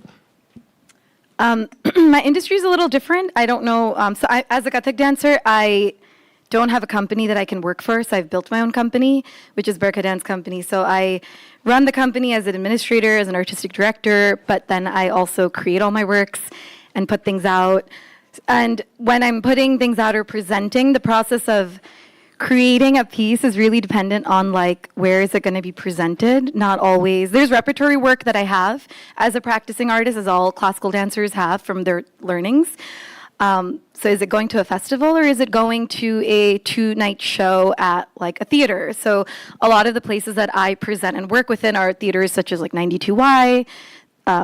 I did a small thing at the Joyce. I can't even count that. Like, let's say Chelsea Factory, if you're aware, Little Island. Oh yeah, I did that too. Yeah, Jacob's Pillow. Thanks. Thanks, Deepa. So on the side of as dance, and it's been interesting. I think my career is interestingly shifting right now. And as I was hearing the previous conversations from today, I was like, a lot of it is also because like they're trying to have more representation of brown people. And if I was asked that, I was going to just say like, yeah, it's fine. Just give me the work because you don't know yet how great I am at what I do, or I think I'm great. And I would like to show you so you can understand, and then it can create space for others like myself who are going to come after. So, sorry, back to process. When it's a dance work, I mean, I'm thinking about whatever it is that I want to talk about, right? I'm not thinking about what the environment needs right now and what's like cool to talk about. And so I think so the process is really like, okay, this is the work I want to create. Then comes the budget. Then comes, okay, what grant can I get? What foundation can I apply for to get some money to develop? So currently I'm in a fellowship with Harlem Stage. So like for one particular piece, it's been a cool process to see it grow, is that I presented it for a 2-night show at 92Y. It was like a 15-minute work. Then I took that and I kept applying. And now it got into another fellowship, so I got more money. It's getting a little bit more money, and the work is just expanding. So from like a 15-minute piece, it's gone up to like 25 minutes. And it's hopefully going to become like a full-length show, which you all can come next year if it happens. So that's process, like in terms of like when creating dance. Really, it is like, do I have money to like create like mirrors behind me and like throw powder around the stage? And I do like to work at the intersection of like different artistic practices also now. Like it's a little interdisciplinary, some of my works that I do. Now on the side of Angan, it's interesting. When we are thinking about different projects, we're thinking more about like how do we bring the community together from different lens, like different practices. So how do we bring, the idea with Angan, which means courtyard, is to bring together everyone from different fields in one courtyard. There's no hierarchy system, but we all just gather and we can share networks and communities with one another and be the community together, whether it's commercial dance, theater, film, visual art, etc. So when Shetty and I are thinking about what kind of, we call them, like they are projects for us. Like we have something called the Angan Lab, where as a dancer personally, when I'm in spaces, I am pretty much the only brown person in the room. And they're always asking questions about, like, tell us how this is different from Bollywood. I'm like, it's very different. Let's talk about what I've made versus, like, the form. So, as we're developing those little projects of whether it's a literary festival we've done or we're just thinking about how we want to serve what isn't happening and what we wished was happening. And in that lens of Angan, like money is coming very secondary. We're totally just like, let's just do the idea. We'll figure out the money at some point, which is hard. But it's what is it that we need in this space and how can we bring that forward? So more on that later, but. Thank you. Yeah, actually, my experience is quite similar in a lot of respects. As an independent theater maker, I have to apply for residencies and grants. Sometimes, surprisingly, often this past year, some places will just send me a cold offer like, hey, we have this space or we have this thing. And I'm like, oh, you know who I am. Yeah. Great. And then the more you do that, the more these things kind of just happen. And like I've been in New York for 12 years and I just came here. Well, my background is actually in fine arts. And I came here to do a very crazy immersive musical as my first thing that I did here.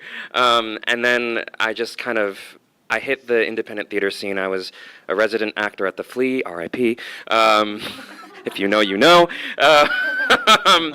But it really was a lot of building connections, like was said in the last panel, just meeting people who want to make the kinds of things that you want to make, that share the same kind of creative and personal values. And then building that network of really, or community of people is really how a lot of the better projects have happened for me. And so now I'm in the place where I'm like, okay, I know this organization, I know that organization, I'm going to apply for this or that, I know what they're generally about. And then sometimes they'll give you a little money to develop something, or they'll give you a lot of money and a strange amount of trust, and if you prove them right, then more good things can happen. And so I've produced or self-produced a few things. I'm not a career producer. I know how hard that is, and I don't want to do it. But being on this side of the table as a director and as a collaborative generative artist, I come to the table with ideas of what a story how a story could be represented in different ways, visually or auditorially, choreographically. I think about all these different avenues of creating performance, similarly and at an interdisciplinary fashion. And so sometimes we start without a script. Sometimes we have a loose assemblage of poetry or literature, and then we transform that into something together. And that for me is the exciting process. It's not exactly pre-production, but it kind of is. Stresses out our producers a lot. They're like, oh, is the script done? No. So oftentimes, my work, we have to make things completely from scratch. And then just, really, it's a matter of getting the right people in the room. Sometimes that's auditioning. Sometimes that's just like, oh my God, I know the person who could do this. They play the sitar. They also, know how to spin vinyls. Like, okay, that we can do that. Okay, great. And again, knowing the people who are out there, building those relationships, and just calling in those favors or offers is how the process starts on my end. This. Yeah, all of this. It really, for me, it really depends on what hat I'm wearing. Every situation calls for a different set of tools, a different set of skills, a different set of, anytime I'm working on a project, I really have to look at the scope of it, who's involved, what the needs are, what's the budget. I really have to look at the big picture. And, as you said, if you get hired for a job, you are being hired by a producer, so you have to have the conversation with the producer of what the vision is and the writer. If I'm the writer, I can have more say in it. If I'm the producer, I can have more say in it. As an artistic director of a company, I'm in charge of many, many people, and I'm in charge of fundraising, which is the worst part of being an artistic director. But my love is the art. I always can't wait to get to the artistic part of it. Unfortunately, so much of it is not that. To get to that is a long haul. And it's... we can talk about more of it later, but I think the work, as leaders we do is so we can get to that place of being artistic, but there's a lot that comes before it to make it happen. So I'll just say, like, I think it's case by case. Like, I'm always learning. I'm always having to adjust to the people in the room. I'm all about collaboration and getting the right people in the room that can get the job done and create the art. I guess at the base level, that's my process initially. And I think for a lot of us, like even just hearing the responses to this first question and being in a position of someone in front of the table, there are so many reasons to why things happen and to why people are brought into a show. It is not just, like I said before, like it is an opinion-based industry, but many opinions, right? And why I brought these people up here is because they are good at what they do, but also because they are leaders in the South Asian community for doing so. And this idea of representation that we talk about, it's such a weighted word that holds so much. And I mean, even with you, I remember I left school and the next day I found out you were guest teaching at my university, and I was the only South Asian person for 20 years at my university, and you came in the next day and I was like, what the actual fuck? Like, how is that fair? But anyways, I was so livid. But I want to ask each of you in your positions what the word representation means to you and to the work that you do in your career, because I know that a lot of you, and this is a weighted question. I know that a lot of you have experienced the forefront of fighting for those of us who want to be on stage and in these projects, because of the representation that you hold and being in spaces that are not even predominantly white, yes, but like being othered between the black and the white spaces. Like that's another conversation we can have, but I just want to ask, like, how do you go about your work with the means of representation? Whoa. Yeah. I think, and maybe some of you guys will relate to this too, specifically being Asian, specifically being Indian, the term model minority comes about. And I think as much as we don't want to admit it, especially like post-2020, we very much don't want to admit it, I think we took a lot of pride in that for a while. Like, I think we got really excited when we were the only brown person in the room, because we're like, we're the one. We get to represent. And oftentimes, you know, the way it's depicted in media, we're often the smartest or the most, whatever that is. We're sometimes the most outspoken. And so I found a lot of pride in that until right after I graduated college, I was a stage manager out of college, and so I had the opportunity to tour with Hassan Minhaj, the comedian. And his team is brown or people that are white that understand, like, to the extent of understood, not just that I'm Indian, but I'm half Punjabi, half Telugu. Hello. Yeah. Talk to your parents about it after. It's weird. But experience that nuance. I heard my name pronounced 3 different ways that were all correct, which is not something that we experience. Like, hearing that and having people understand the nuance of that, I never wanted to lose that again. And so after I left that tour, the next show I worked on, I walked in and I was the only person of color in a room of like 30 people. And I was like, oh, this sucks way worse than it ever did before. And so for now, when I enter a room and maybe I'm the only person of color, or usually I'm the only brown person, I let myself carve out space. Obviously, like, we get these fancy words, director, producer, so we can kind of do that a little bit already. But I try to carve out enough space for myself where you are going to have to be uncomfortable to make me uncomfortable. You are going to have to say something stupid to get a rise out of me. But I'm going to operate that we all know and we're all intelligent, and you can ask me your dumb questions and we'll figure it out then.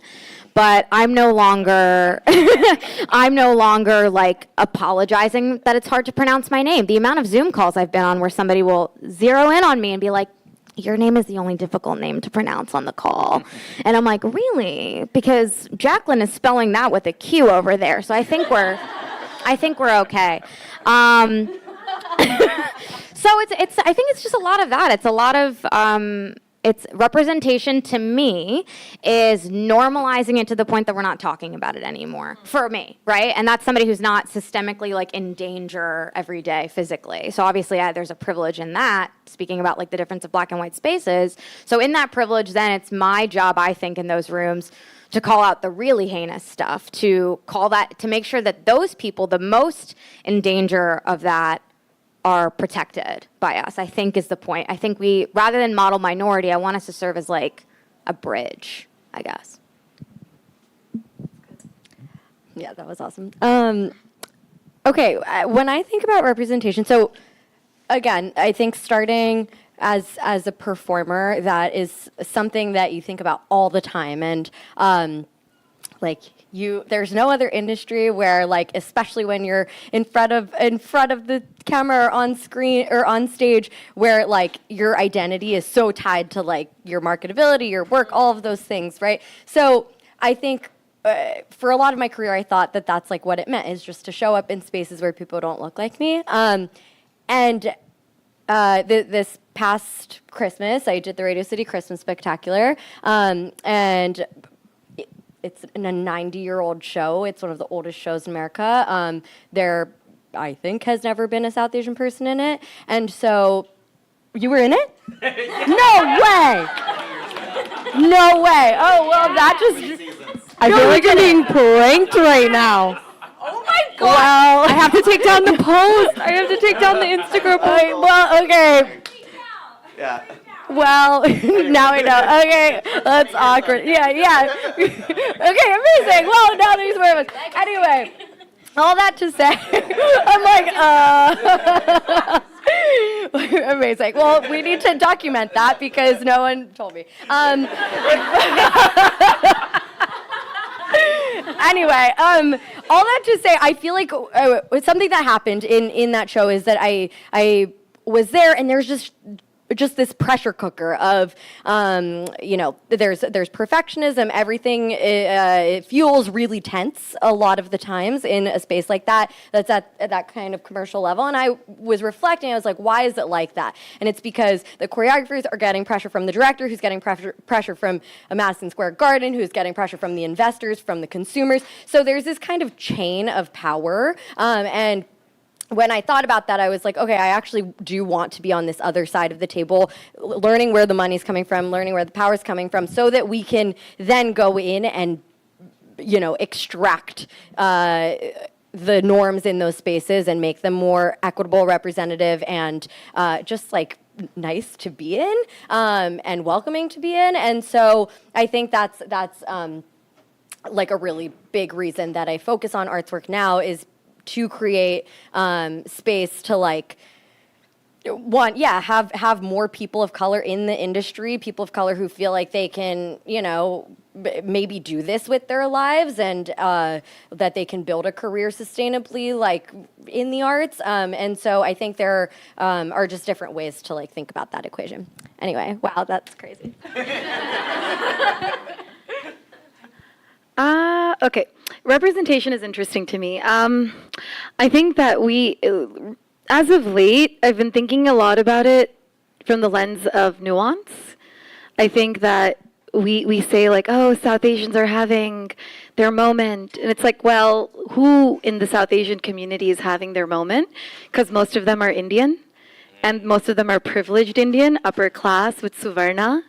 And like they're North Indian, a lot of them. I mean, there are some South Indians, and it's great, all of it. But so I, at least with my dance work, I've become very, very, like, when I'm thinking about who am I working with, where the story is coming from, I am acknowledging very deeply, like even in my grant applications, that like the work, this particular work that I'm doing is about, like, I acknowledge my upper caste privilege, and this work is about Gujarati women. I'm a Gujarati woman. I don't know the story of all South Asian women, let alone Indian women. So how can I even know about South Asian women? We know the women of, Tibet experience different things. So I think nuance is very important, which is something that like I have trouble with. Like at times in our community, when we keep saying South Asians, it's like no, there's a lot of people being stepped on, and we all individually need to do our part into thinking about what that looks like, and be honest with ourselves. If you don't, I mean, you're half Punjabi, half Telugu. That's great, but then that's a different life experience than like just being 100% Gujarati. Like, and that's okay. But then making sure people know that. And I think the educator in me, I love educating. I love being an auntie. So much so I'm dressed as one today. I came from a family puja. I just wanted to find a way to insert that. I'm not really this dressed up for the panel. I mean, I don't. I'm like full on, like ready to be married. Okay, just kidding. That aside, I think that I just wanted to make a note of that. It's just like like say who you are, because I think like when we are in rooms, no, I like just because my last name is Patel doesn't mean the other Patels are my cousins. Like I don't know them. I'm not related to them, and that's okay. Like Patel brothers is not my uncles. It's I wish it was, right? Anyhow, on the Angan side, and I think a lot of the work that we're doing with Angan and we're trying to set up is what is feeding the way I think, because, and we're calling it South Asian Center for Art and Thought, and it's interesting. Someone asked me, like, well, if you are calling it Angan, that's a very Indian sounding name, and but you're calling it a South Asian Center for Art and Thought, and I'm like, what would I call it? Like, I don't know, something in English, and I'm like, oh, so the colonizers, like, right?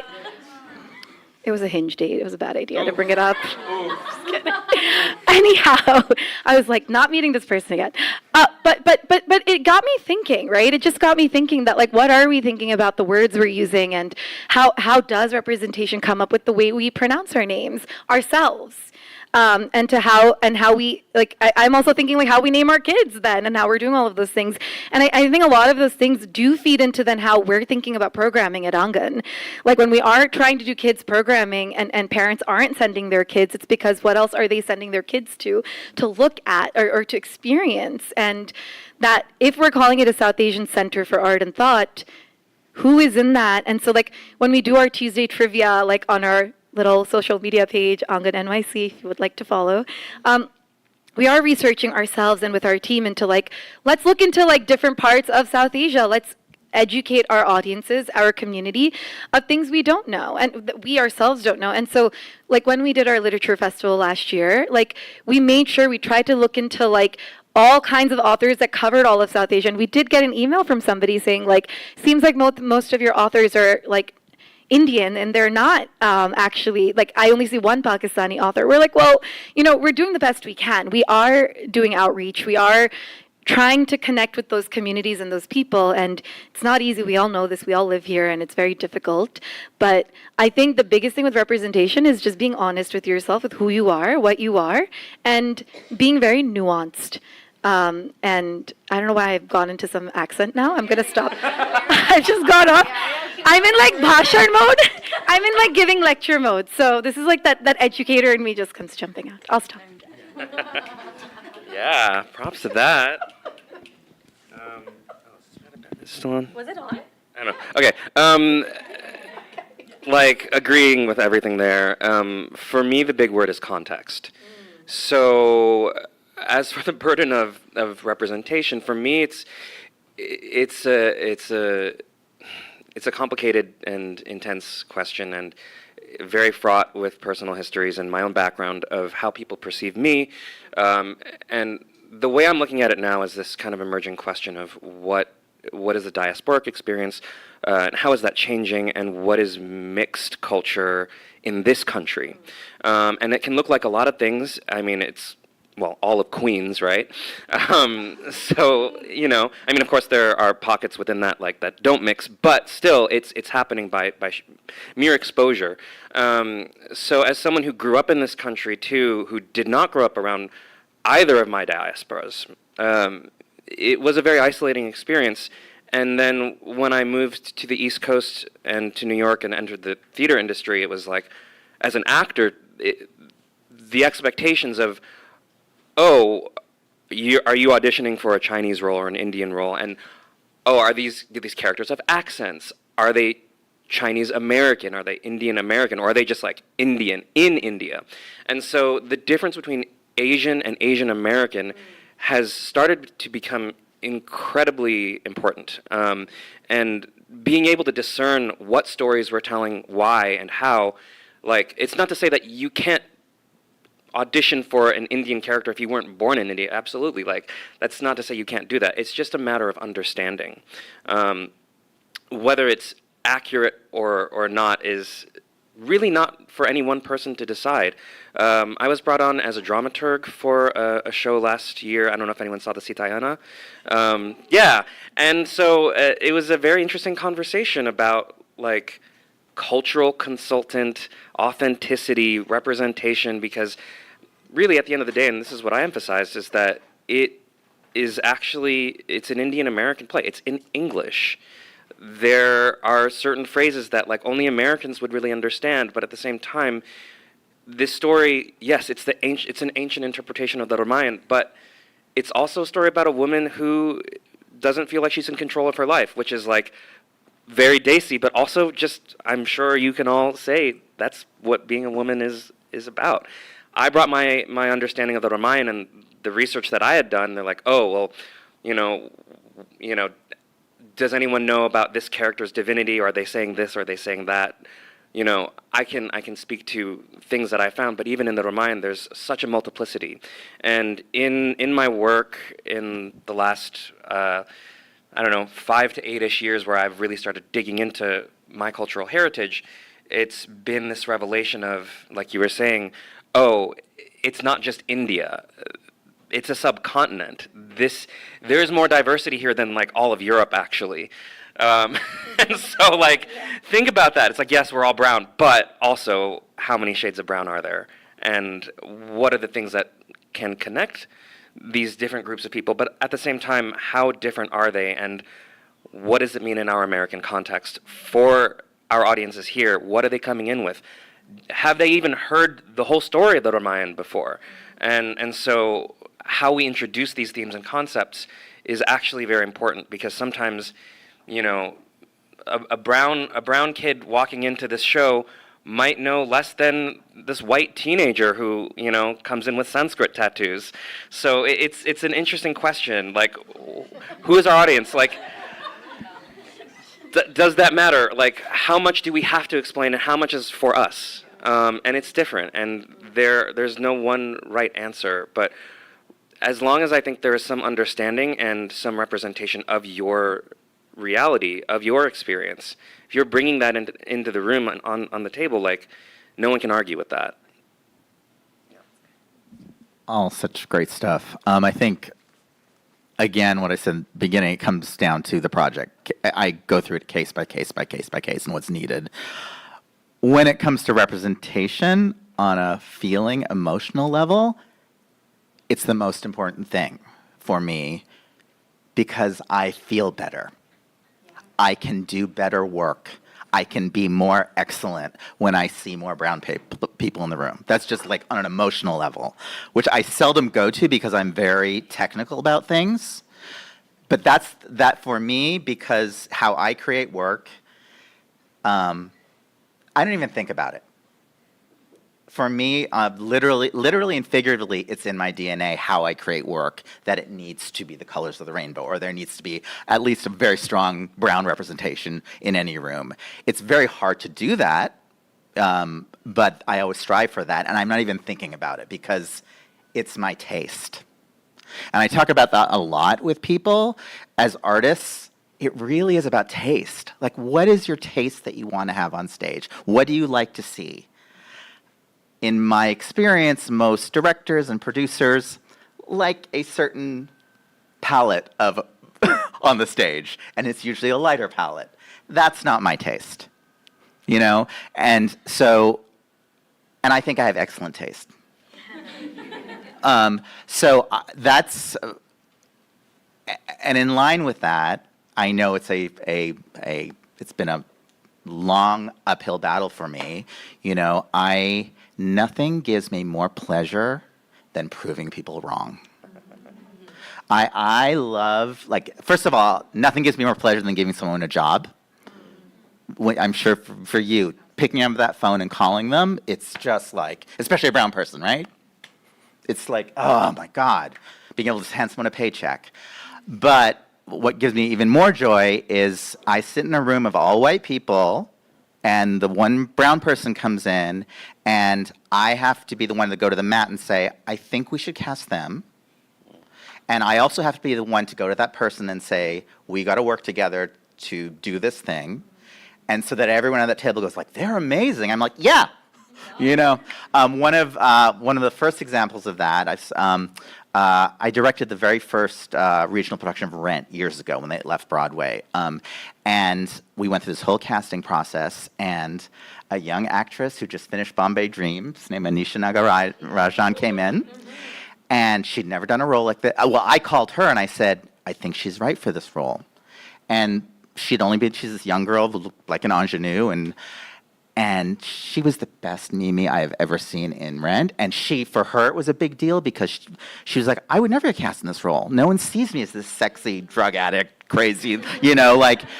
And it was, again, one of those proud moments where I was like, oh, she was able to do it. She knew she was right. I knew she was right. No one else thought she was right until she got up there.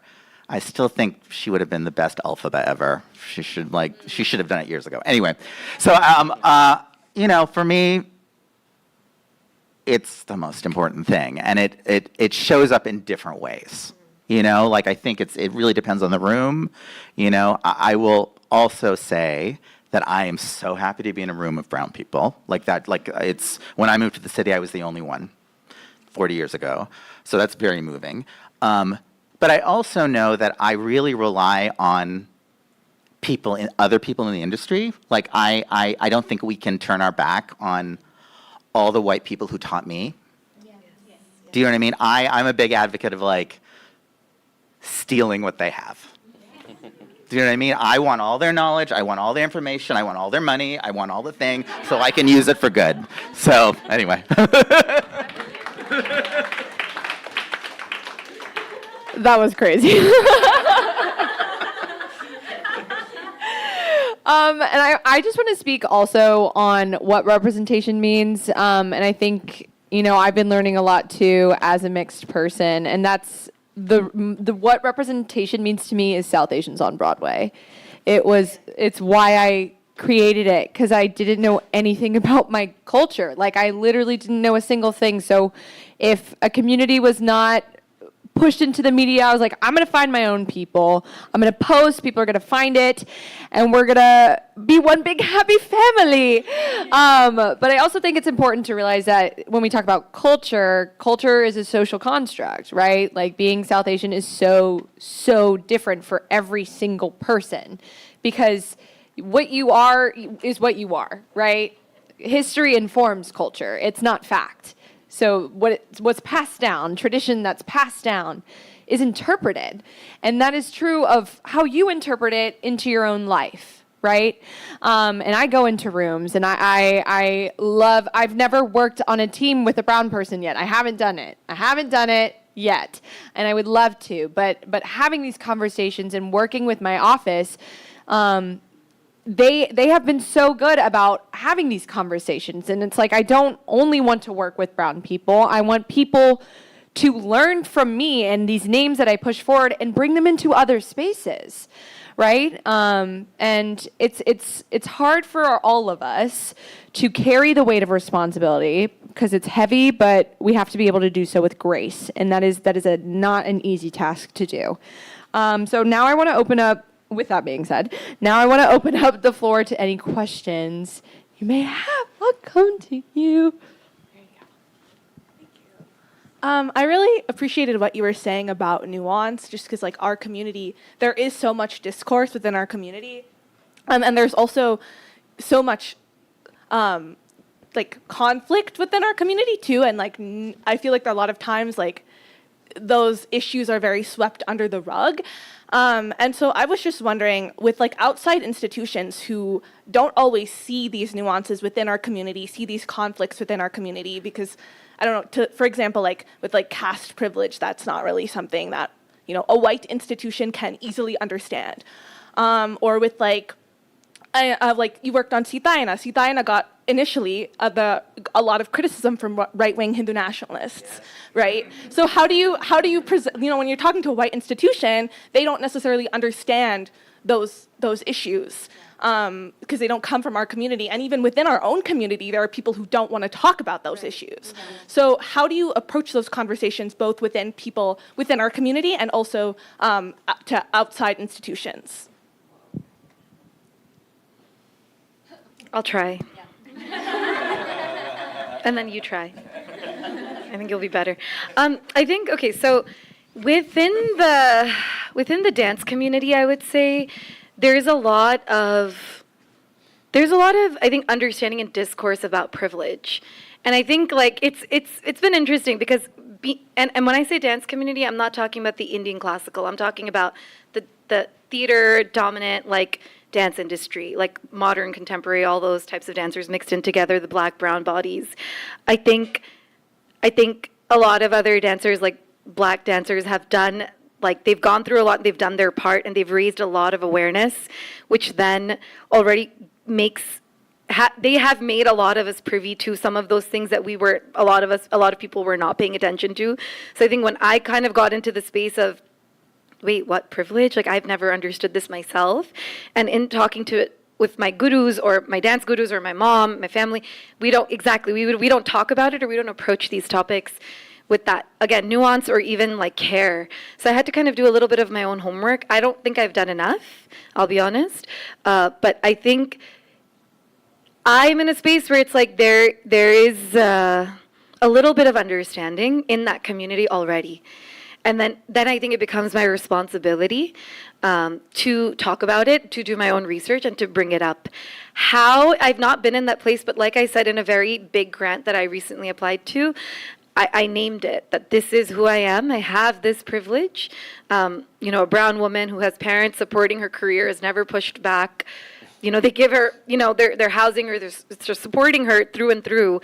That's a lot of privilege.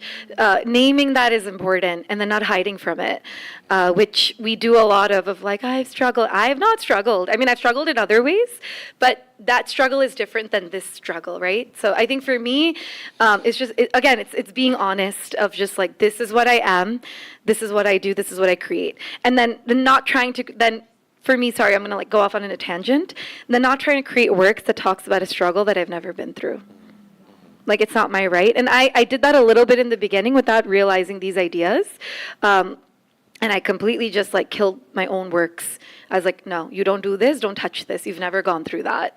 So that's one way. With white institutions, I'm becoming bolder, frankly. I just say things as they are now because I'm like, you need me. Like, I mean, I'm like one of the very few Kathak dancers in this community. You need me. And I have other people in the community. Like, I got a shout out to like Brinda Guha, who's of Souls of Duende, who's done a lot of good work of uplifting and raising and really calling out. And we've talked about this a little bit in the room, but we all like to self-tokenize. It's okay. Just admit it if you've done it to yourself. You don't have to say it out loud, but we like to do it so we can get the work. Sometimes it's okay, but then if you get the work, then give it to somebody else as well. Okay? Don't keep trying to do those works. Like, give it to someone who deserves it. Give it to the Kuchipudi dancer who knows Kuchipudi, not the Kathak dancer who's going to fake learn Kuchipudi from YouTube videos. We do, that stuff is happening, we know it. So I think everything for me is about just, you need to know your part, then you educate. Okay, I'm done. For my part, I'll say that part of having the conversations, if the people in the room are interested in having those conversations, if someone is of a marginalized identity and they don't feel comfortable like having that kind of discussion out in the open, then like don't force it on them, right? But at the same time, creating space for people to take that space if they want to. So yeah, I mean, what I'll say is I've mostly worked in PWIs. I've been in different kinds of Asian and brown spaces, but it's been a bit piecemeal for me. But I do really place the onus on just creating opportunities for people to speak from their truth and from the reality. And for me, it's as simple as that. But again, context. Like sometimes, like no, that they don't want to say anything about that, and that's okay.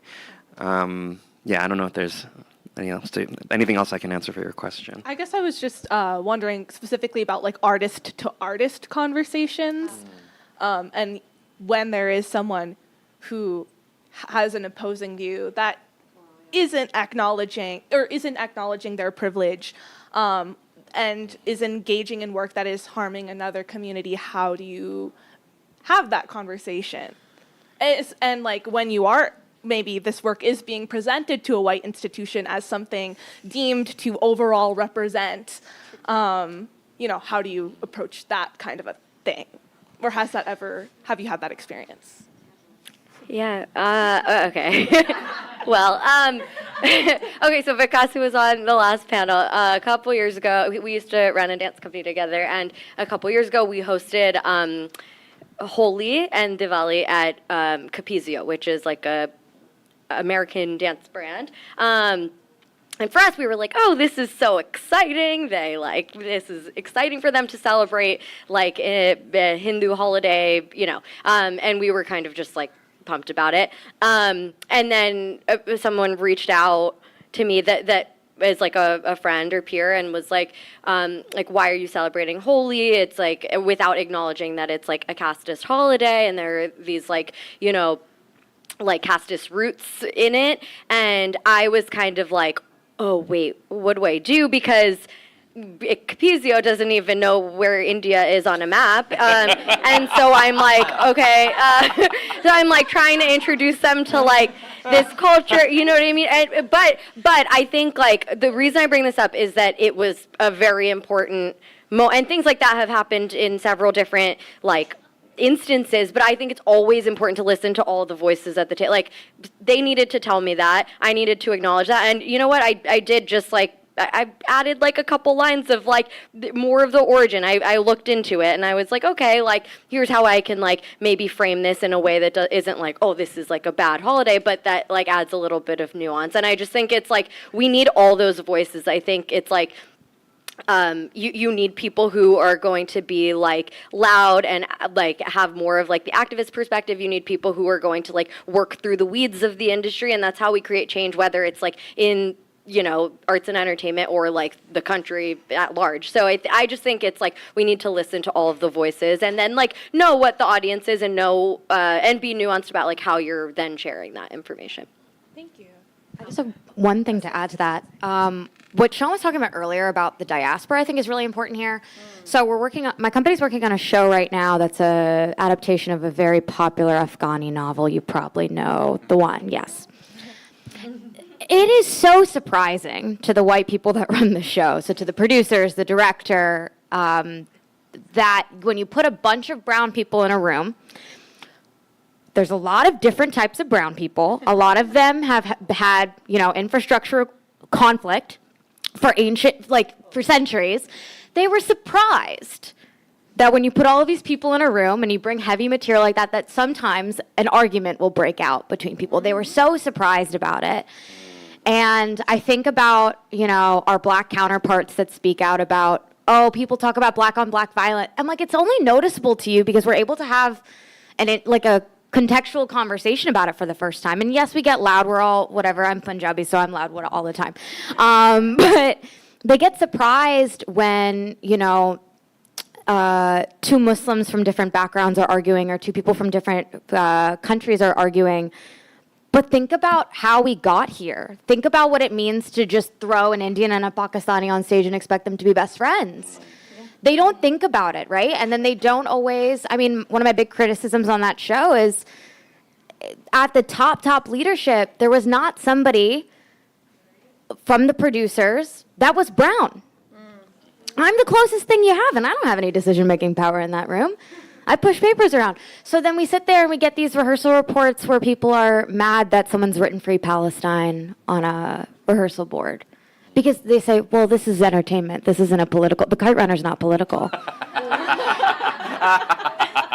Kite Runner's not political, guys. What are you talking? It's a love story. It's a love story. It's about America. There's that one song from this. Yeah, no. So to me, to your original question, I think like part of it is also us having to take a step back when white institutions are like, wait, why is this getting political? Why is this fun thing that Capizio was doing suddenly political? It's saying, well, listen, you have to think about the context of this is the colonized world we're talking about. You fucked it up, and we're trying to figure it out, and we can only figure it out by having these conversations, and maybe they're going to get loud, and maybe they're going to get uncomfortable for you guys, but they need to have them, and you put them in a room for partially this process, right? You want people to talk about the show. This is the context of the show. People aren't going to get along about it because you're talking about politics. You're talking about war. People aren't going to get along, and so I think like they have to, you either are prepared for that on the onset, or frankly, don't produce the work. Give it to somebody else. Just to piggyback on that,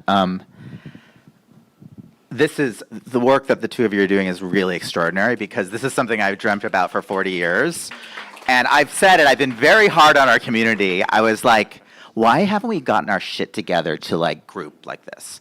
Every other the Latin community, the white community is very aware of the diversity within the Latin community. Even within the East Asian community, they're very aware of Taiwanese as opposed to Chinese. You know, it's because we haven't been in a room together.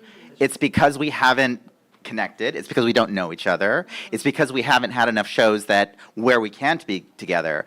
And so there's going to be serious growing pains because we're still so young in that sort of thing.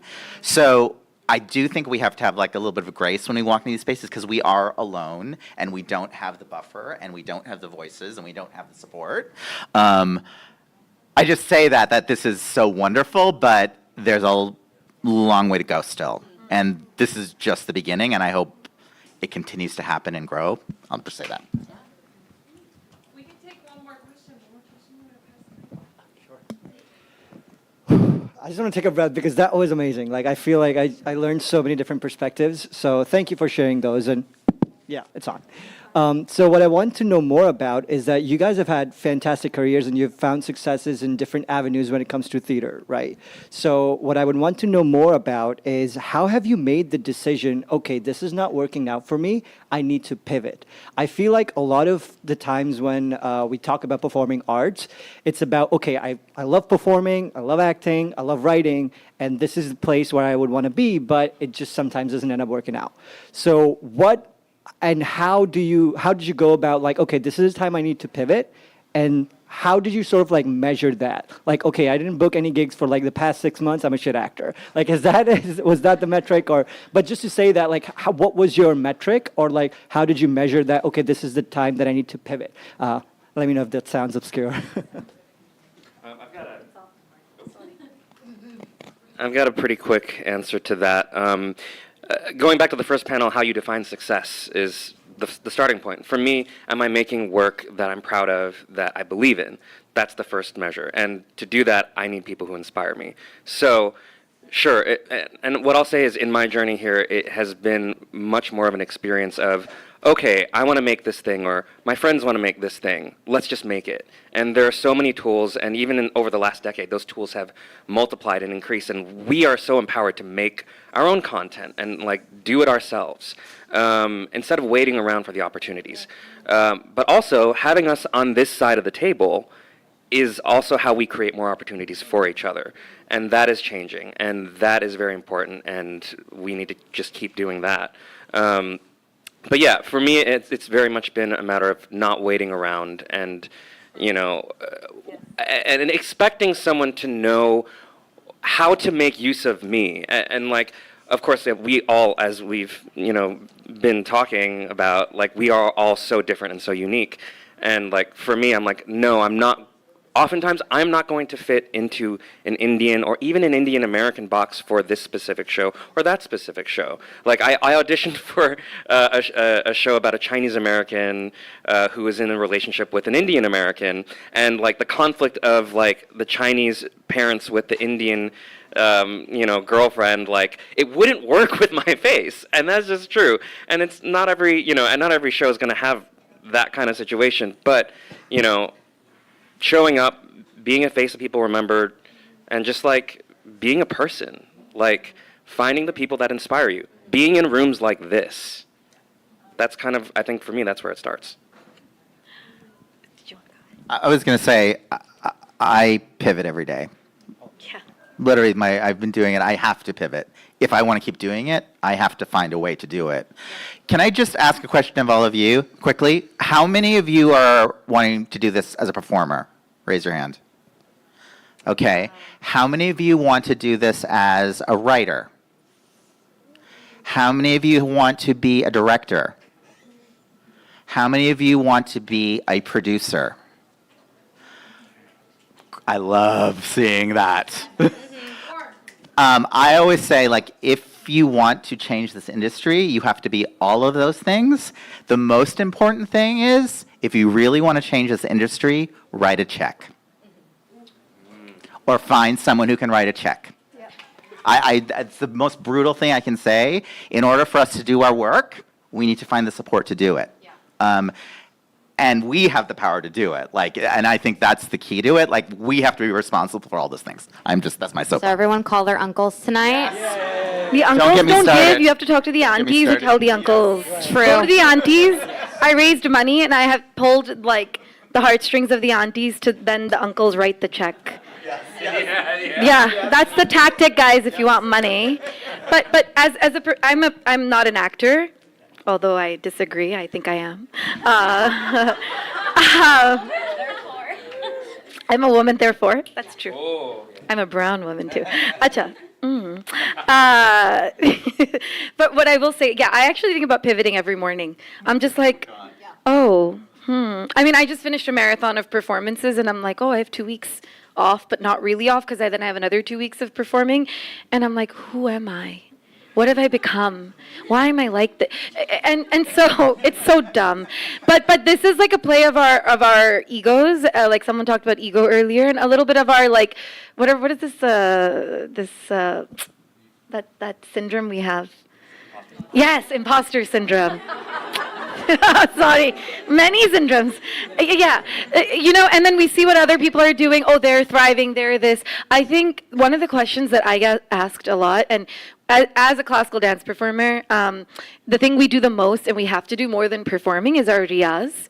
And not just practice, but really working on your craft. Are you in it to perform or to work on the craft? So if you have downtime, then you work on your craft. I've had a lot of downtime, and now I don't, and I'm like, shit, I don't have time to practice. And I just want to, for 45 minutes to 3 hours, I just want to do my footwork and just things like that, but I don't have time. I just have to now perform, and I'm like, I don't want this anymore. And so your mind is going to play games. So it's like, just because 6 months you're not getting work, practice. And then I'll say something my mom always says, you still have to pay the bills. So make sure you're paying your bills. No matter what kind of artist you become, you have to earn money. So don't give up earning money and living life because you want to pursue some performance career. Not just some, but this is how my spiritual life just going to start coming out. But, all of that being said, craft more than performing the craft, right? Beautiful. Oh, sorry. Go. I was just gonna say, if you've chosen to be a performer, especially if you're South Asian and you've chosen to be a performer, you've already done the hardest thing. Yeah. If you've called your mom about it, you've already done the hardest thing. If you've had, Mom, I'm gonna major in theater, it's gonna be fine, I promise. No, I don't have if you've done that, you've done the hardest bit, in my opinion. I think that the thing that's been the most helpful to me, as I also pivot every day, has been just trying on new labels and then telling somebody about them and seeing how they react. You know what I mean? But you know what I mean? So sometimes I'll just say, yeah, I think I'm just gonna fully quit my job and become a writer or something. And if they don't blink, maybe I'm onto something. And I haven't, when I've said anything in theater, no one's questioned me. When I start saying I'm gonna quit theater and do something else, then they're like, no, you're not. But I think we're all, the reason that we're all in this is because we want to tell good stories, and there's a million different ways to do that. And if you feel called to something, there's nothing braver than just saying, I want to go perform things on stage. So why should anything else scare you besides writing a check? Yeah. I think to your question on pivoting, I think the biggest thing that's helped me is anchoring to two things. One, there is no one that's you. Like, there is no single person. There's so many brown people in this room. No one is me. No one is you. No, like, we all have our own individual set of experiences, set of skills, set of goals, and what we like want life to look like.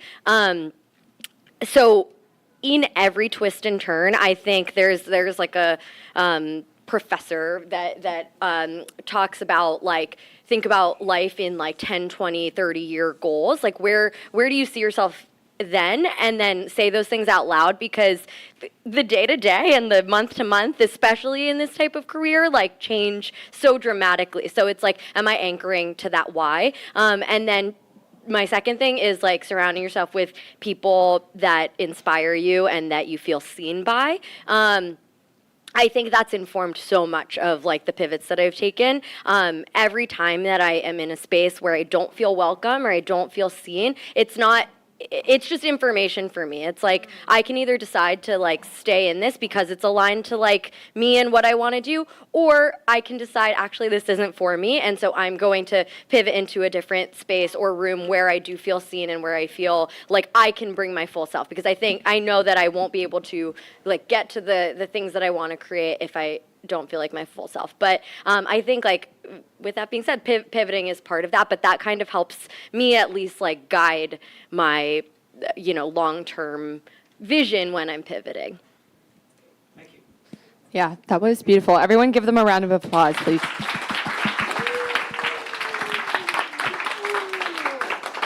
It's a really hard thing that we do. It's a hard thing. That was such a good panel. Oh my God. Yes. Yeah. Really quick. Yeah. Really quick. Especially when you said about cutting the check. I think it's so important. I love that you said that. And in that vein, I just want to quickly say that there were a couple of years I learned this lesson very quickly. There was a South Asian show that I went to see. I saw it and I was like, I really didn't like it. And I was like, this is the show you put out. There's such amazing work out there, and blah blah blah blah blah. And then somebody. I'll tell you the break if you. Okay.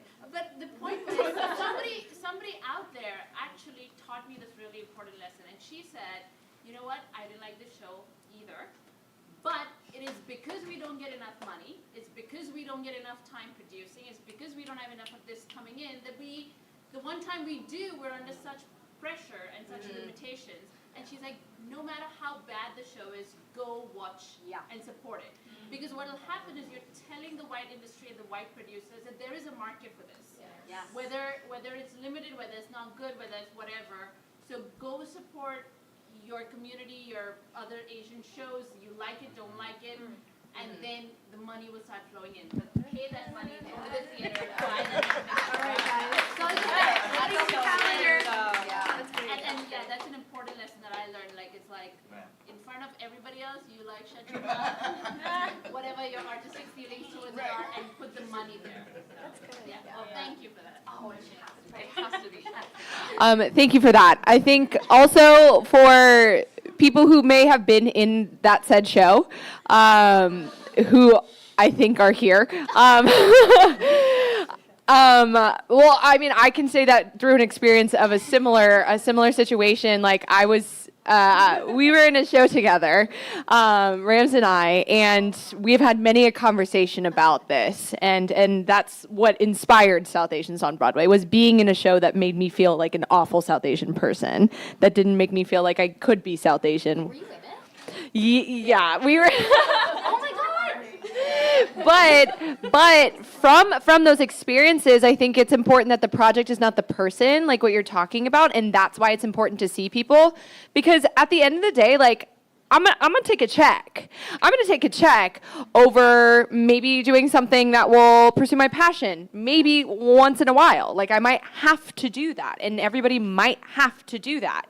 But these conversations are so important, and going to see and support, and that's why this is happening. Like, that's why, anyways. Thank you, everybody on this panel. Yay. So we're actually going to incorporate all of this into a workshop. We're going to break out into groups of 4 or 5. And Ishita is going to lead it. I'm going to put pieces of paper on the stage with writing utensils. If you have one, keep it. But we're going to take like a water break and then we'll get right back into it. But yes, everybody applaud the panelists.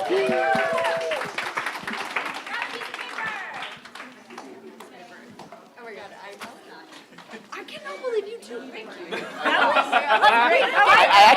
I told her the story. And I was like, oh, I was like talking about everyone. I was like, oh, like Ramita, she was like the first. And he was like, the first guy. First of all, also that's why I've been saying one of, because I'm like, I don't know, problem. Well, when she said it, I was like, there's an Indian rock cat. She's like, oh, Indian rock cat. I was like, Yeah. So has there been anybody else as well as Lucas? sorry, what? Has there been other people in that show as well as Lucas? I don't know. I don't know. It's been going for 50 years. Well, so. and the thing is, they like literally don't have any documentation. Yes, It's my office in this past, we were on a meeting a month ago and we created diversity, just metrics to send to them, which we have. And I think it's only you two. Oh, I literally think it's only you two. Probably. But it's interesting. It's were you vocal or dance on? I was a dancer on something. Three seasons. Yeah, that's amazing. I wish I fucking knew. Well, and actually, I told her the story. It was actually one of my fondest memories because I got to be the wooden soldier that blows them out and catches them. Which was, you couldn't see it was me with the Rockettes. And that year they actually took a picture, the photograph, and I was at the front of the theater. You couldn't see it was me. Well, I was on the front of Radio City, which is thrilling. What was even more thrilling, they made a Barbie doll of the wooden soldiers, and it's a picture of me with all the Rockettes on all the Barbie doll boxes. I actually knew it was a brown person up there on the Barbie doll boxes. So I had such a fond memory of it. That's so cool. Wait, who was the director? That was Bobby Longbottom days, way back. Wow. It was really Brandon. It was what? It was really Brandon. It's not me, so. Well, she might have been before. I was there before LED screens, so. Before the drones? Yes, before the drones. I'm like, whoa. But literally. I love it. But that's the thing, we just don't know about each other. That's really we found each other. I wish there was imagine if you knew that when you were starting. Yeah. Oh my God, that would have changed so much. Would have changed a lot. Crazy. No, this is so incredible. Yeah, you feel happy you came here, Barca? Happy?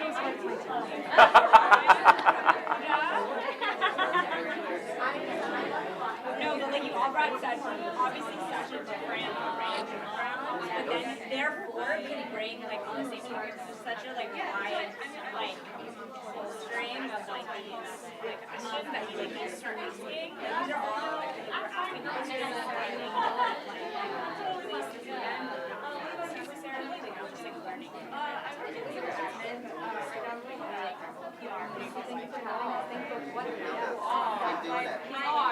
You're still doing it. Yeah. Right now, I mean,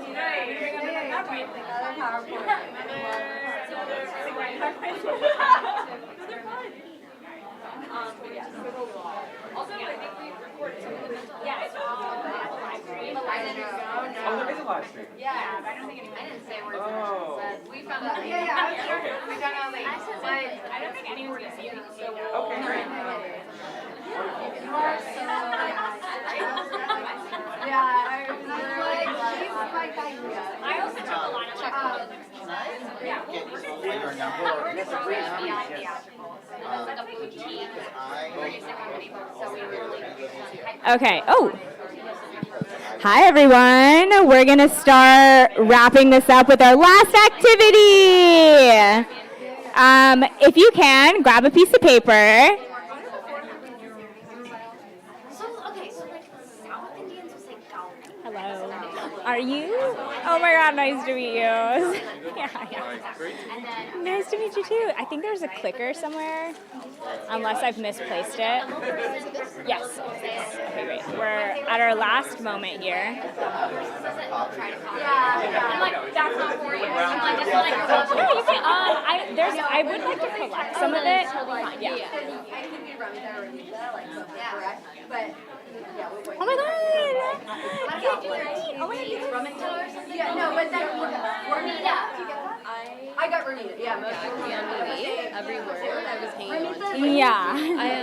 I got here like no, if I say it, Okay, good. I was wondering the first one. I know it's live streamed. Is it recorded? Yeah, we'll get it to you. And here we go. Let's continue the conversations off the stage, I'm just going to leave the chairs up because I'm a little lazy. And we're at the end, so we'll just, right? Like, we're now chill. We've met each other. There's been a lot of good convos. Okay, great. This is up. Hi, everyone. I'm just going to get started. So in our last panel, we talked a lot about context. We talked a lot about nuance. We talked a lot about navigating diasporic experiences, different experiences, how they navigate and create vocabulary together in the industry. A little bit more about me. My name is Ishita, again, introducing myself in a different way. I am the director of Image Dance, which is a dance company that uses, thank you. It's a dance company that uses Mayurpanch Cho, form of martial Indian dance, Bharatanatyam, hip-hop, street styles, and a lot of different things for live performance, commercial work, and a lot of, basically, I've worked in a lot of different corners of the industry. Can we keep the volume a little lower? Thank you. I've been working in a lot of different corners of the industry as a multi-hyphenate artist, as a genre blurring artist for the last 8 years, and that has come with a lot of different types of roadblocks, like many of the folks who have spoken today. Many experiences where you're the only one at the table, where there are generally a lack of resources that I think everyone in this room can probably relate to. So now we're going into a portion of the evening called Imagining a Future, kind of based on some of the work that I've been doing with South Asian American Art Solidarity, which I founded or started this sort of movement last year after being the only one in a room for so long, not having resources that I felt like could help me understand how I can navigate the industry with like safety. And then I always knew, okay, there's Rami over there, there's Vikas over there, but we never could collect and talk about our experiences or just help each other in like, okay, what do I do in this problem? And so that kind of led me to start SAS, and I basically brought together some of the particularly dance professionals that I knew in the industry, brought them together and started talking about our experiences to navigate some of these kind of what can feel, again, an emotion-driven industry sometimes can feel like invisible problems because they're not physical, you can't see them, they're things that we hold in our experiences. So I'm going to kind of talk you through first like a case study that was kind of one of the seeds of starting SAS, and then we'll kind of do a project workshop kind of based off of that. And sorry, I don't know if I have a ton of writing utensils, but do your best. So we're going to talk about a music video that I was cast in as a dancer for a Latin pop star and Bollywood rapper. Happened in New York City in 2021. My time, I don't know. So basically, this job started with a casting call on Instagram that was looking for Indian or Indian-looking, trained dancers for a non-union music video shoot. I had a bunch of friends send me that Instagram post seemed a little fishy. The actual job ended up being a non-South Asian, particularly a Latina woman without South Asian dance experience, choreographing a Bollywood dance section for this music video with a Latin and Bollywood rapper collaboration. The result in the first 4-hour rehearsal of this project, my biotech note taker took the notes, 30 counts of cultural appropriation, microaggressions, and racism that the Indian cast on this project faced. I have a document we can get drinks after and talk about that more, but I'm actually not going to talk about those things. Basically, after looking through kind of the events that happened, and basically it became kind of a journey to figure out with all the stuff that happened that again still feels kind of invisible. How do you move through it with also a really diverse cast of Indians? So in this cast were 4 Indian. You say trained Indian dancer in New York City, I know all of them. All my friends in the same room. And basically, and also a Mumbai-based rapper who's not American, who's like coming to visit. Kind of what happened in that environment were that every kind of part in the situation or every player in the situation had a really different take on what was right or wrong or problematic or not. And so that kind of led into these issues of creating vocabulary, of creating solidarity, and navigating solutions. Long story short, what ended up happening was me and one of my close friends who was one of the cast members, we confronted the choreographer after the rehearsal saying, blah, blah, blah, blah, blah. I ended up being hired on as a consulting choreographer to kind of fix the whole shebang. And then after all of that, the whole scene got cut because they tried to make us wear like really gross, inappropriate outfits that we refused to wear. So all of that went kaput, and the whole scene got cut. So yeah, a lot to say about that, but kind of the pain points that I was able to distill from the situation was kind of creating consensus across a diversity of identities within this word South Asian, in this case specifically Indian, when we're actively clumped as a monolith, which are kind of things that we were talking about in the last panel.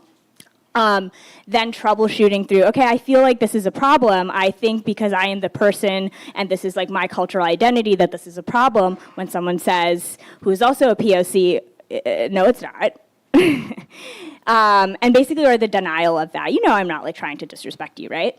And then verbalizing these issues with attempted accuracy, which again, cultural boundaries and all things are relative terms, and appropriately in a way that's still deemed professional, in a way that can translate, and again, that reflects the consensus of a larger group. And maybe to preface that, which I should have mentioned before, is that also in my own background, in terms of like accountability, like I'm a Brahmin, Hindu raised, Bengali, American, Indian. A lot of those have layered privileges in it. And so each other cast member came from a very different array of backgrounds that lead to your opinions and how you navigate a situation. And then ultimately, okay, when do I say no? When I'm in a situation, I'm not being heard, I'm not being provided solutions, so where do I cross a boundary? And I'm like confident that most people in this room have probably faced that in some way or another. So again, the like scientist in me was like, okay, so how do I like take my emotions out of this and create some like data-based resources? So that's kind of where SAS was born from, where I collected a cohort of about like 7 professionals that I knew in the industry that we've been kind of navigating similar experiences like that case study. I know that everyone has like been dealing with that in their own ways. And so what we started was a sort of hotline WhatsApp group where if someone was on a job, you could immediately consult like a group of professionals on what you should do, what they would do in the situation, and basically help you like troubleshoot in real time a problem that you might be going through in a professional workplace setting. Then we created, I basically created like a Google form that was an archive of then distilling our past experiences, or an archival of like job experiences where you faced a problem, describe in like a couple bullets what were problems that you faced, what did you do about it, what was the outcome, and what resources did you need to navigate that situation. Basically trying to create data around problems that feel invisible. And the hope of that was kind of also trying to streamline common issues that we face, and then developing vocabulary and cultural competency across a large diaspora. where we can have solidarity with each other without actually knowing or coming from each other's backgrounds, and be able to talk about others with nuance. If you don't have expertise, give it to someone who does. When you're given the burden of the responsibility of representation, which is kind of like another interpretation of that word, right? So we're going to do a little activity, kind of along the lines of this archiving thing, and really as a hope. So much incredible information was said. What I'm curious about learning about is what resources do you need from us, or resources you need in your career, so that we can all work together with more safety, equity, inclusion, et cetera, et cetera. So we're going to do a little breakout activity. First, we're going to start individual. Everyone should hopefully have a piece of paper. And I'd love to kind of play that archival experience with you, where I guess a stereotypical way to go about it is if you can describe an experience that you faced, include as many details or lack thereof. You don't have to include names, but describe a job or an experience. If you don't have a job or experience, maybe it's like a roadblock that you're facing to get to where you want to go. Describe that. What are the problems that you're facing in that? What are you doing? What did you do about said problem? What happened? And what resources do you need? So we're going to start there. That's a lot. Interpret it as you may. If that doesn't exactly feel like it applies to you, get creative. Or reflective and just wait and participate in the group conversation a bit. I'm going to give you about 5 minutes to do that. We're going to break into groups of about 4 to 5. You can figure it out. We're all smart.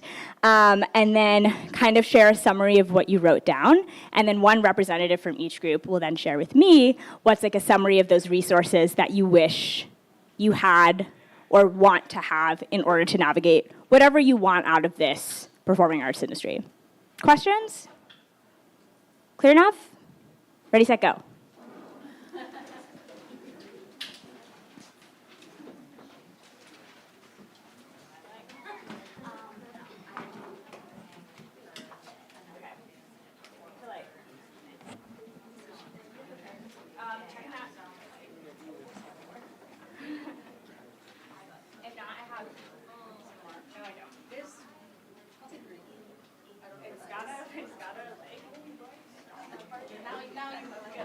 Absolutely no more.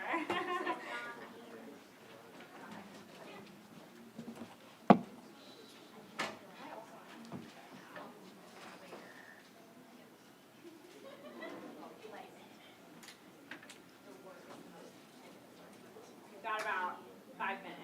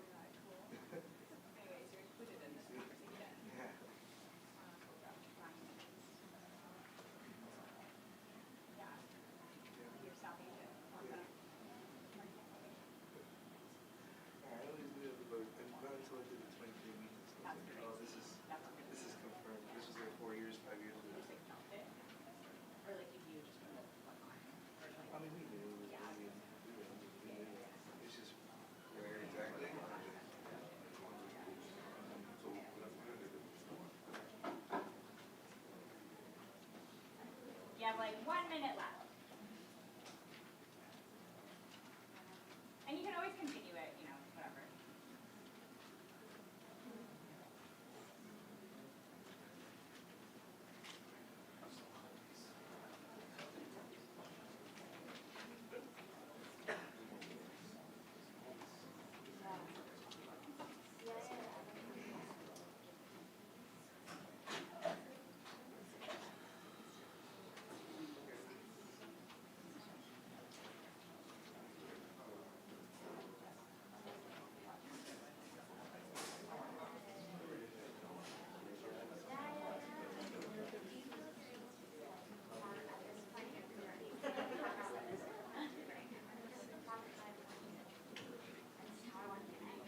Some people are still furiously writing. Some people are just like, wow, that was easy. Give you the time. Like a journal exam. A little reflection, never hurt nobody, right? Yeah. I didn't realize how much I wrote until I like read out like, oh my god. And let's pivot.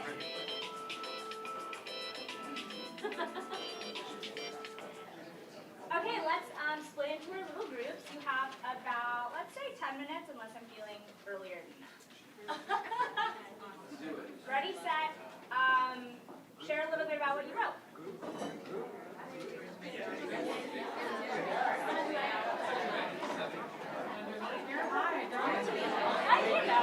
I think the goal is that you can really hear everyone.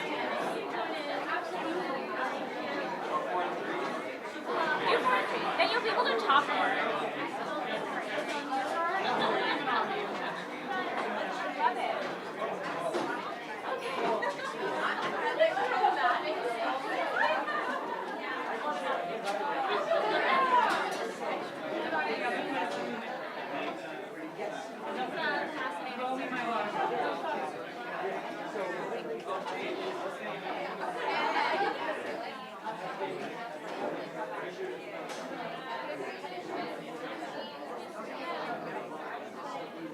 Sit down for a second.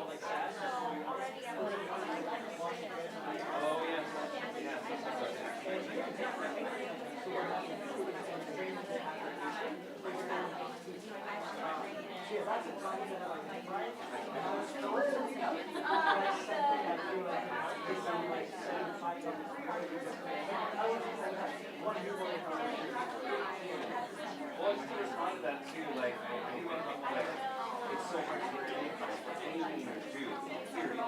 And then even if you do, are they going to mention you in it? Probably not. Like, it's wild. So, like, if you're lucky enough to get it, even if you're not like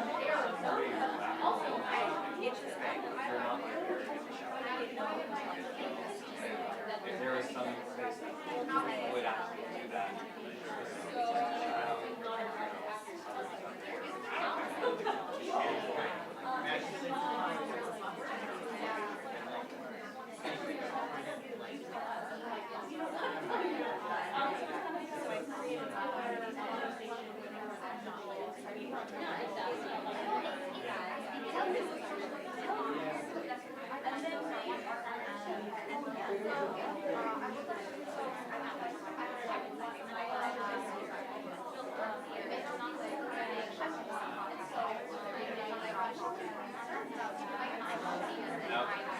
You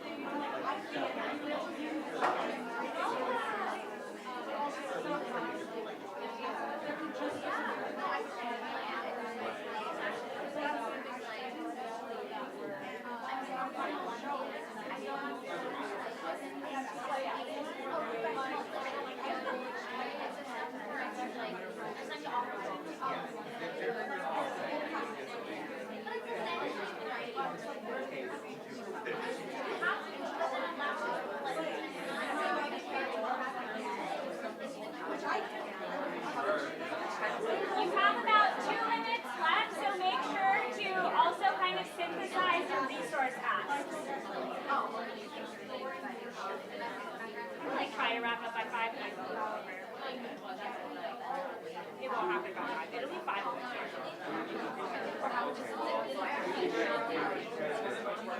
About 5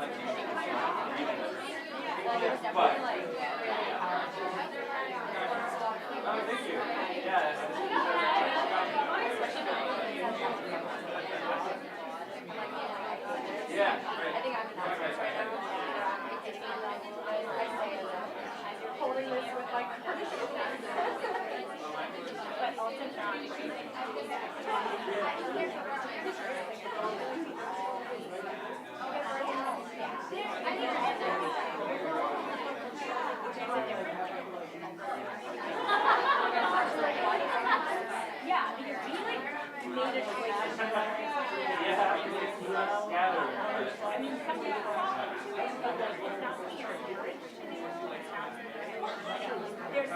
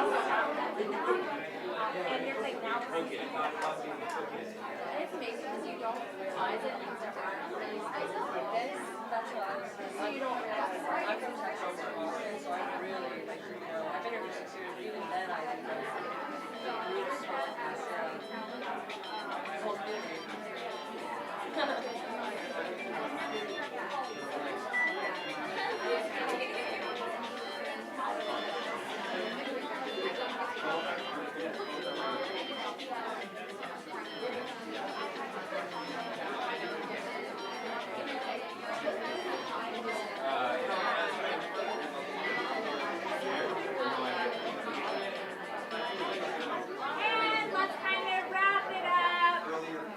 Take your extra like 30 seconds to find a period.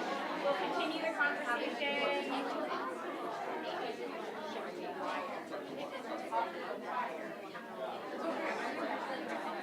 I danced in what?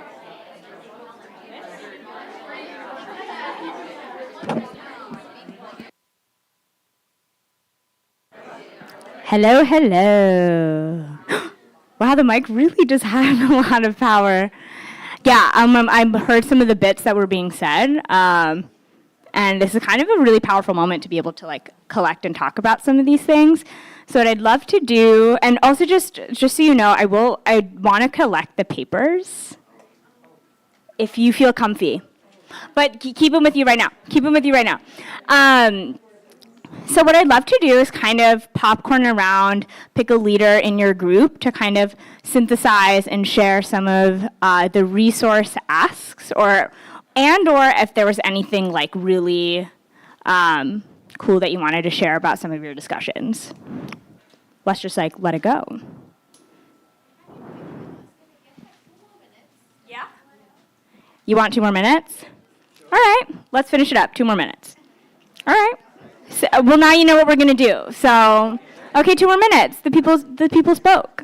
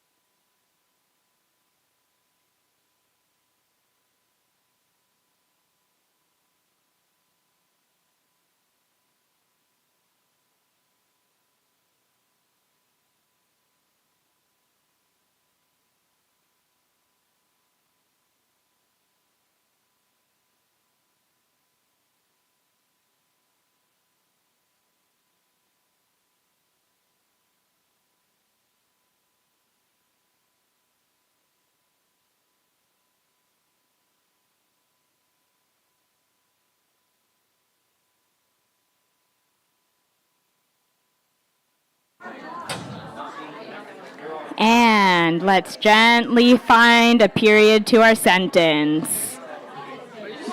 Let's gently find a period to our sentence.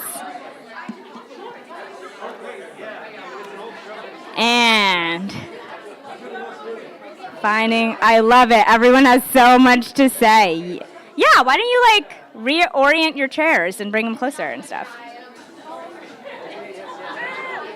Ah! Ooh, I can't wait to hear. Oh my God. Yeah, that's, your back was too, yeah, that's good. Yeah, this is a convo now, you know? Wait! Shut up! Oh my God!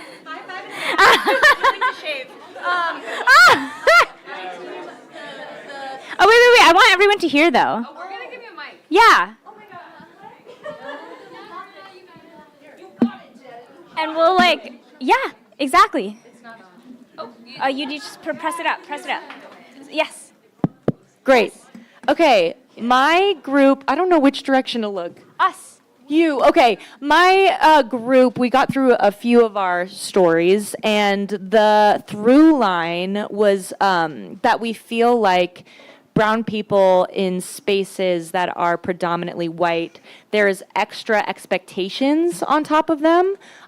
In some of the instances that we had, like we were expected to like dramaturgically know what certain things are, or expected to represent communities and facets that we don't represent, or expected to sort of be blanket termed ethnic and sort of know all the answers because of that. So I think my team in general, this I'm sure will be a through line for everyone, is just more brown people in places of higher power where they can open doors and answer questions and also advocate for you when you have problems and you have different needs and you are uncomfortable in those spaces, because sometimes I feel like we're expected to go above and beyond and do things and magically know all the, I'm like that trope, the like magical brown person. I feel like that's like always the case. So like, of course, you're trained in this dance. Like tell everyone, tell the class what we're supposed to do.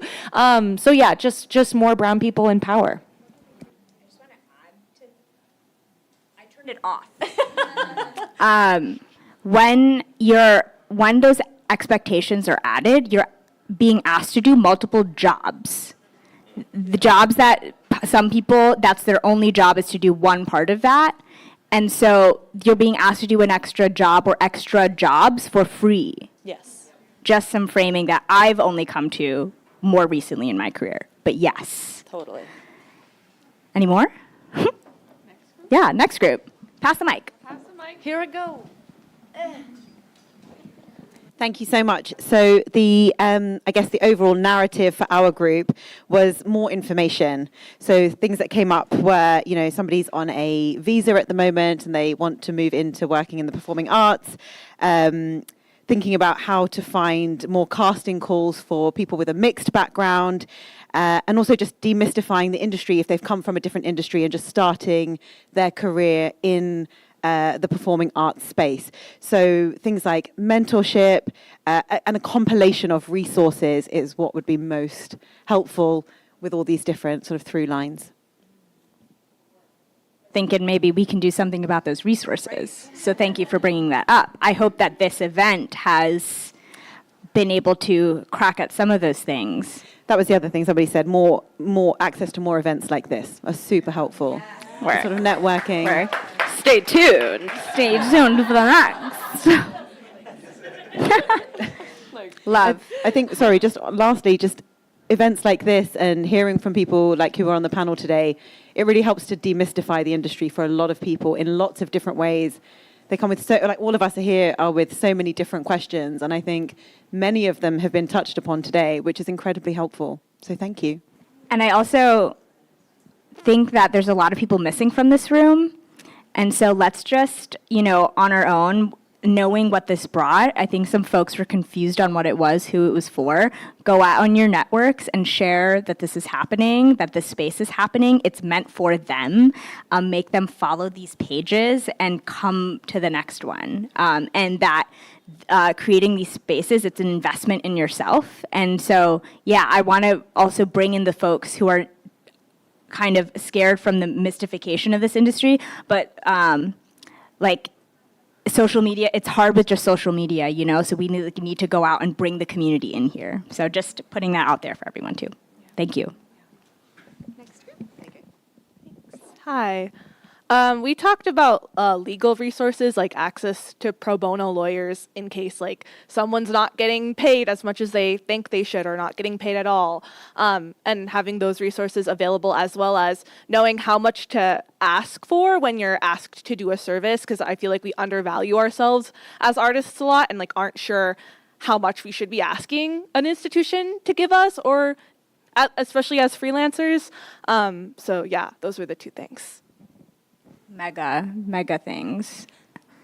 I think that there is an artist lawyer pro bono thing. Are There you able to is, speak on it? and I know the CEO, so I'll post something about it tomorrow probably. But there's different like nonprofit organizations with lawyers who work in the corporate world who are doing this work pro bono for artists, and you can fill out a form. I did it for South Asians on Broadway to file for a 501c3 because I don't speak lawyer, legal, anything. I almost got a BFA, almost. So I really don't know anything.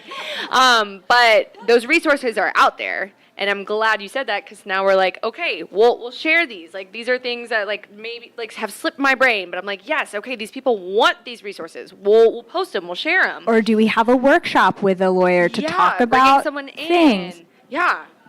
Yeah.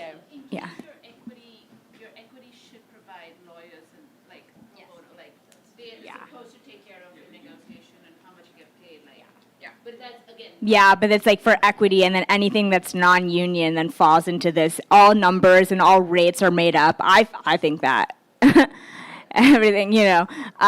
But yes, all of it. Shall we pass the mic? Oh, can you take the mic? Be loud. Okay. Also, for dancers at least, I know there's Dancers Alliance that has like set rates and things that can be helpful if you're looking for like just a baseline. Yeah. The Dancers Alliance rates are great for commercial work that set the industry standard, and then a lot of jobs don't take industry standard. And then, but there's an interesting, but it does set a sort of, okay, this is what this sort of job, the market rate value, and an organization that's collecting that. Yeah. Great. All important. Can we share to another group? Great. I'm going to stand up because apparently I'm afraid of public speaking if I'm not on a stage. Great. So also, like, seconding the legal resources, we had some issues of people not being paid, not being represented, as well as immigration status and ways to square multi-hyphenate jobs with visa concerns for immigrants. Other than that, the big kind of centralizing theme was more spaces to have more holistic conversations about the diversity of the experience and not, because like we oftentimes get into spaces where we're talking about, oh, this is where I faced racism, this is where I faced, sexism, homophobia, or casteism, though not nearly enough spaces about that. We sometimes will have larger, broader experiences, and we can't sort individual experiences into one box. And so, like, to be able to have more holistic conversations and spaces to talk about, there's a relative privilege in any group of performing artists because of the way we grew up, and like more intentional spaces in which to go beyond just acknowledging the ways in which spaces can privilege not just white people, but also like privileged brown people. And beyond just acknowledging that, to figure out ways to start to radically deconstruct and distribute that privilege outside of ourselves in a way that, still in a system where we're also trying to get power, and running that balance. And I think more, just generally the theme was like more spaces in which we can have like really like long form conversations about all of these things. Including also like diaspora versus like native South Asian like art and the difference between the two and being able to represent both, right? Yes. To that point, I called SAS South Asian American Art Solidarity because I feel like it's specific to this industry in this climate, which does not it can be a global South Asian diaspora, but we don't know what's happening there, and their priorities, their values, their ideas, their concerns and priorities are so different. Like the Oscars Not Do is just like an example of that. Whoa, yeah, I don't know. But is a reflection of that we need to understand each other better, to unveil the nuance that that the last panel was really talking about, the context in which things happen. There's no collective definitions or boundaries on things, but we don't know that unless we can like dissect and talk about these things. Absolutely. Thank you. Can I add on to that? Oh, so it was also that just talking about the problems we face was only the starting point, that since we are all creators here, the more we talk about it, the more we find inspiration in each other and create something together. And that is way more powerful than just talking about what has happened and moving forward. I think that was also like a big thing.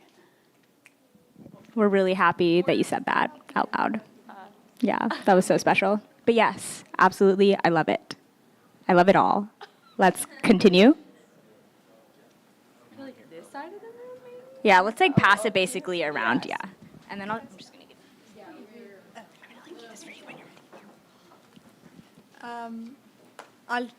I'll just say what I think and pass it on.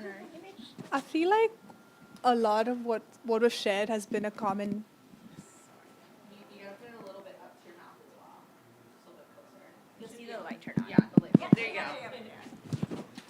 So our common themes has been shared by all of you all. Being together in spaces, shared resources, community has been a common theme, where we come together and kind of be a support group for each other when we find ourselves in situations where we don't have help for. Immigration status for immigrant student artists, how to kind of take space.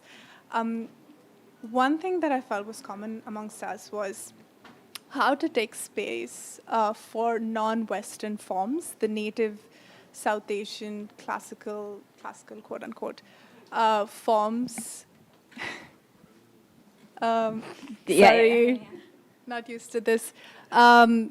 how to take space for non-Western forms in mainstream media or mainstream spaces. As a practitioner of these traditional forms, I find myself in neither there nor here spaces. So that how do some of us navigate through that? Yeah, so our group kind of came from the concert dance, people who have, are transplants into New York. And so there's this common experience of not really knowing where to go to connect to both people, community, a sense of community and opportunities. So we talked about, having like a place, like a resource where you go to, this is great. And having kind of like a place where you can go there to connect with both people and opportunities. We also talked about this kind of peer-to-peer learning about the industry. So, there's an experience of coming here and kind of like not really like having to figure out these things on your own. And it's like, why are we reinventing the wheel over and over and over again? We also talked about this idea of like, some guidelines and industry standards for, dance artist rates, guidelines for asking about compensation, because it seems like even to have a conversation like that sometimes feels like, oh, am I going to be compensated? And, how much? In the provinces I've lived in Canada, we have like organizations that are like it's just an agreement. Like, this is what I'm getting paid. I know this is what I'm getting paid. So having something like that. And also we love this idea of the hotline thing of, if you're having an experience and you're like, shit, how do I deal with this? Like having a place where you can connect with other people who either have had similar experiences or can help you problem solve. Like, how do I deal with this? Yeah. Just one thing in that to amplify is like the U.S. arts economy and relationships is very different from Europe, from Canada, from Australia, and it comes with its own politics and things that don't translate to other places. There's things to learn on both sides, I think. But really resonating with feeling like you have to reinvent the wheel every time when every single person in this room is going through it. Like, we don't need to reinvent the wheel. We should be building on each other's experiences. Yes. I think we've covered a lot of the themes that a lot of them talked about. Immigration, visa for sure. But we also talked about ideas that we don't necessarily know how to put this in words, so I'm just going to say it. How do you get people to stop assuming about your identity and your specific nuanced identity? And is it really your job to contextualize your identity? And also about, just as I was hearing from that, it's also, how do you show transparency in rates? This is not something I wrote down, I just thought about it. How do you ask and have those conversations? Because there's a sense of politeness in the arts industry. It's like, oh yeah, I'm sure it's great. Okay, but how are we going to have the tougher conversations? And where do we go to have those tougher conversations? Like, this has been wonderful because we're all sharing like, hey, I'm feeling this way. And so I'm not insane, right? This is exactly how we're feeling.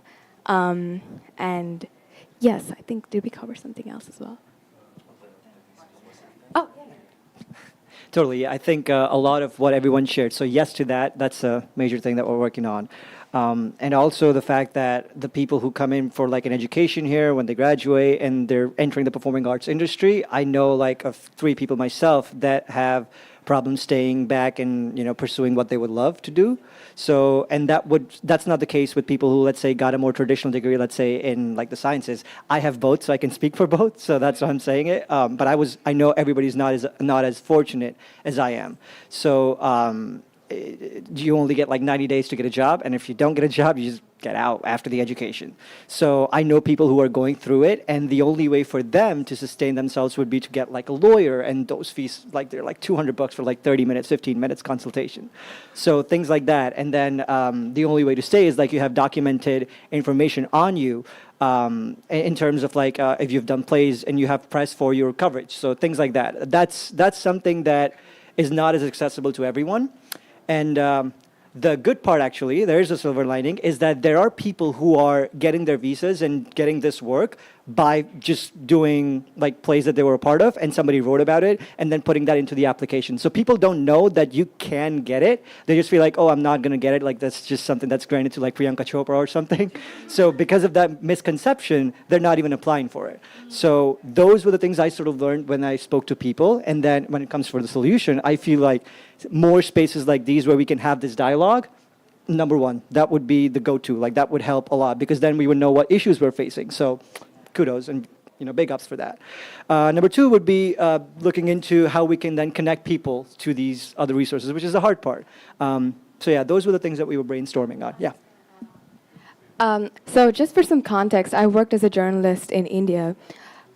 Reach out to journalists in India or from your home countries.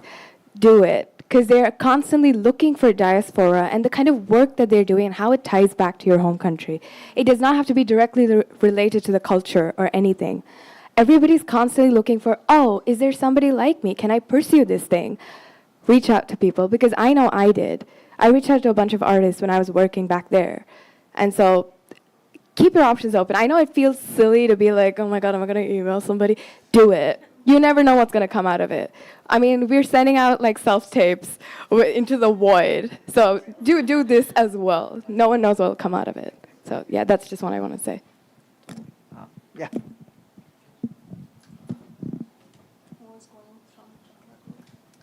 Hey everyone, my name is Sangeetha. So our group mentioned having like a list of people who attended today, but not just our contact information, but what we're looking to do, like whether it's producing or acting and so forth. So we thought that might be helpful.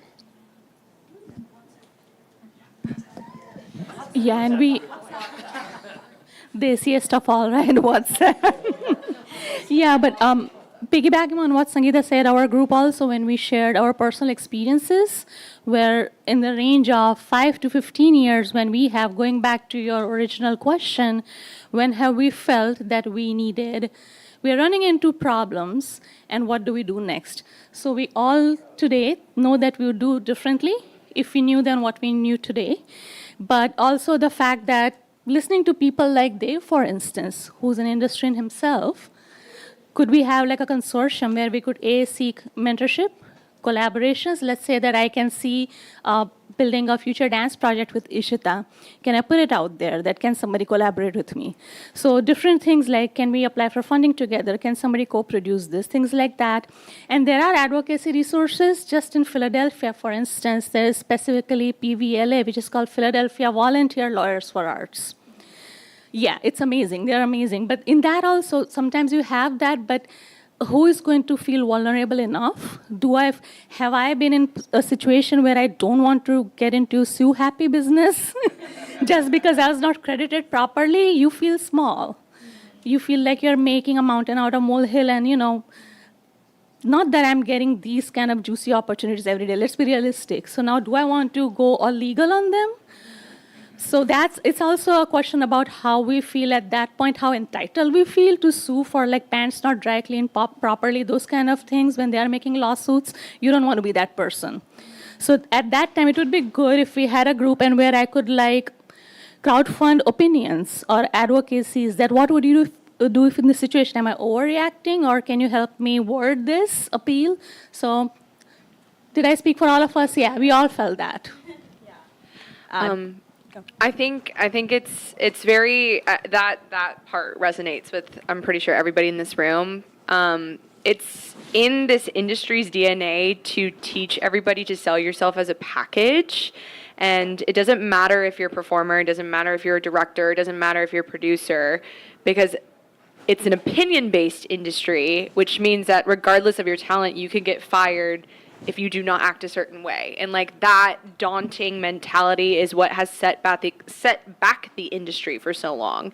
And we're trying to create these spaces where you can talk about these experiences with people who have very different backgrounds than yours, because we're all thinking the same thing. There are times when we're in rooms and we hear something and we're like, I would love to say something about this, but I'm not going to because I want to keep my job or something like that. I want to keep my resume as it is. Like I want to be able to work with this producer in the future, this director in the future. And a lot of times it's honestly not worth it at the end of the day to compensate. It's not worth it to have to do this for them. Like you need to be able to stand up for yourself, and it sounds so daunting, like I said, but everybody in this room feels this way. Like it's not just you. And this is not a very public opinion. It's not a very public thought, but that's why we're having these conversations. I think we both feel that way in our industry. There's so many times where I feel like I can't say anything because I'm just going to get fired because the state of the industry right now, which is probably not the greatest at this moment in time with everything going on as well. But thank you for saying that. Thank you for being brave enough to say that, because we're all thinking it. Yeah. Wow. Yeah, so much. Yeah. Just one quick thing. To the point of, do I want to do this if it's a crediting issue? Sometimes it's, thank you. Sorry. Sometimes it's more than that, right? And I think like the immigrant culture, whether you yourself are an immigrant or you're coming from that status, with your parents, it teaches you to be quiet, right? Like my dad told me recently, he goes, I've never experienced racism in this country. Yes, you have.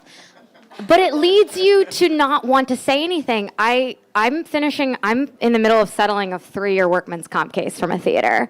And I did not get a lawyer because I was 22. And I was scared of getting fired from my job if I started suing my job.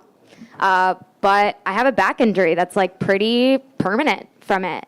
And if I had more conversations like this, I would have been able to, at that time, identify, am I not saying anything for like a deeper moral reason that I don't even know comes from me?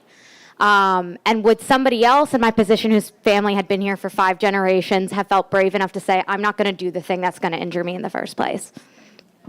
Right, and that's also why we're building this community, right? Because if you're talking, I think it's comforting to know that someone who relates to you in a background sense, to be able, and that's why it's important to have more brown people in the room to back you in that sense. Not only to speak for the South Asian cultural diaspora, but to support you, knowing that one of your own supports you and feels the same way. So with that being said, you have all these people here, like please reach out, please connect, like go get coffee or do something. We will always support you. We will always support you. I know everybody in this room will support everybody else. What we're learning to do, and what Nikhil said earlier, is to be louder and not to be afraid to be loud. Especially as a person of color, we're allowed to be loud. We've been silenced for so long, we should be allowed to be loud. Anyways. We could keep going and going. We could keep going and going. But this was, I think, just really informative for you to also voice to us what you see, what you need. These are things that we're going to go back. We're going to take it to the shop. Keep talking to us about them. I think it's time for us to kind of like ramp this up a little bit. So, yeah, thank you for being here. I'm a little like out of words right now that this day happened. So I'm not prepared to do this closing because I didn't realize how it gets a little emotional, you know? Did that shit.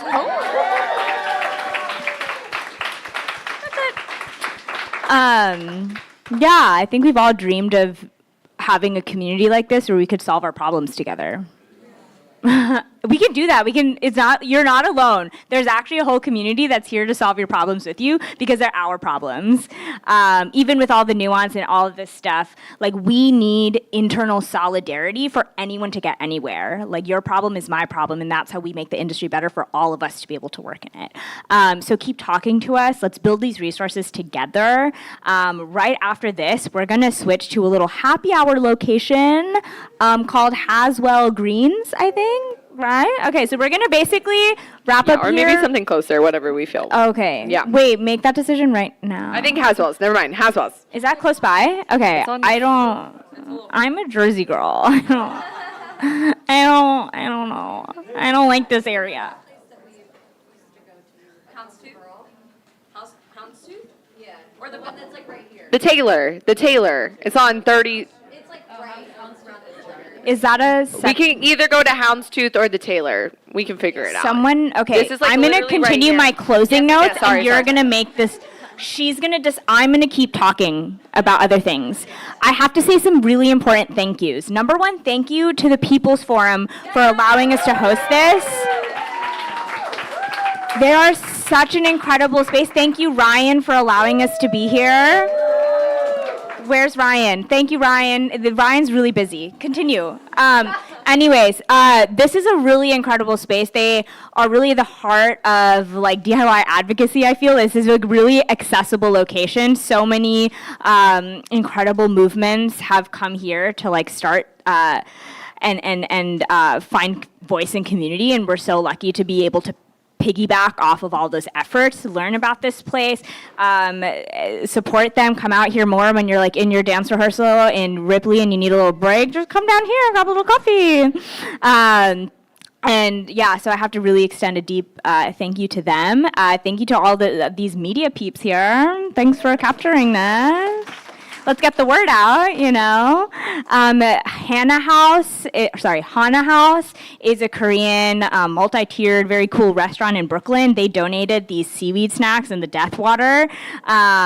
liquid water, death water. Sorry.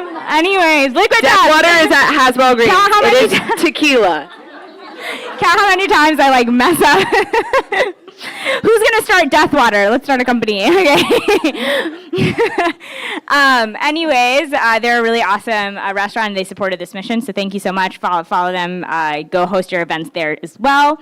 And make sure. And thank you to Ken Davenport. Yes, thank you to Ken Davenport. If you don't know him, he is a Broadway producer, and he is brown. He is half and half, and has basically hit that. We had like coffee drinks the other day, but has hid that from the industry because he felt like he couldn't make it, and found the page and donated quite a lot of money randomly without even talking, because he was so moved by a community like being public about being in the performing arts space. So thank you to him for donating his money. More to come with him as well. But thanks to him, we were allowed to, we were able to have this. Yeah. So thank you to him. He's not here, but thanks, Ken, wherever the live stream is. And thank you to all our panelists that, made time in your busy schedules to come out here, share your wealth. They're all gone now, other than a handful. But again, they're so busy. So we're so lucky to have heard from them. You can really reach out to them, stay in touch, and let's keep the conversation going. So we'll see you next time. Yeah, thank you. Or right now, where do we decide? Houndstooth Pub. Did you hear that? It's literally across the street. Houndstooth. See you there. We're gonna pack up. We're gonna get out of here. Yeah. Thanks, everyone. Oh, can I have your papers? Optional, writing your name on it. You can also leave it anonymous. It's totally fine. I just want to have this sort of archiving process.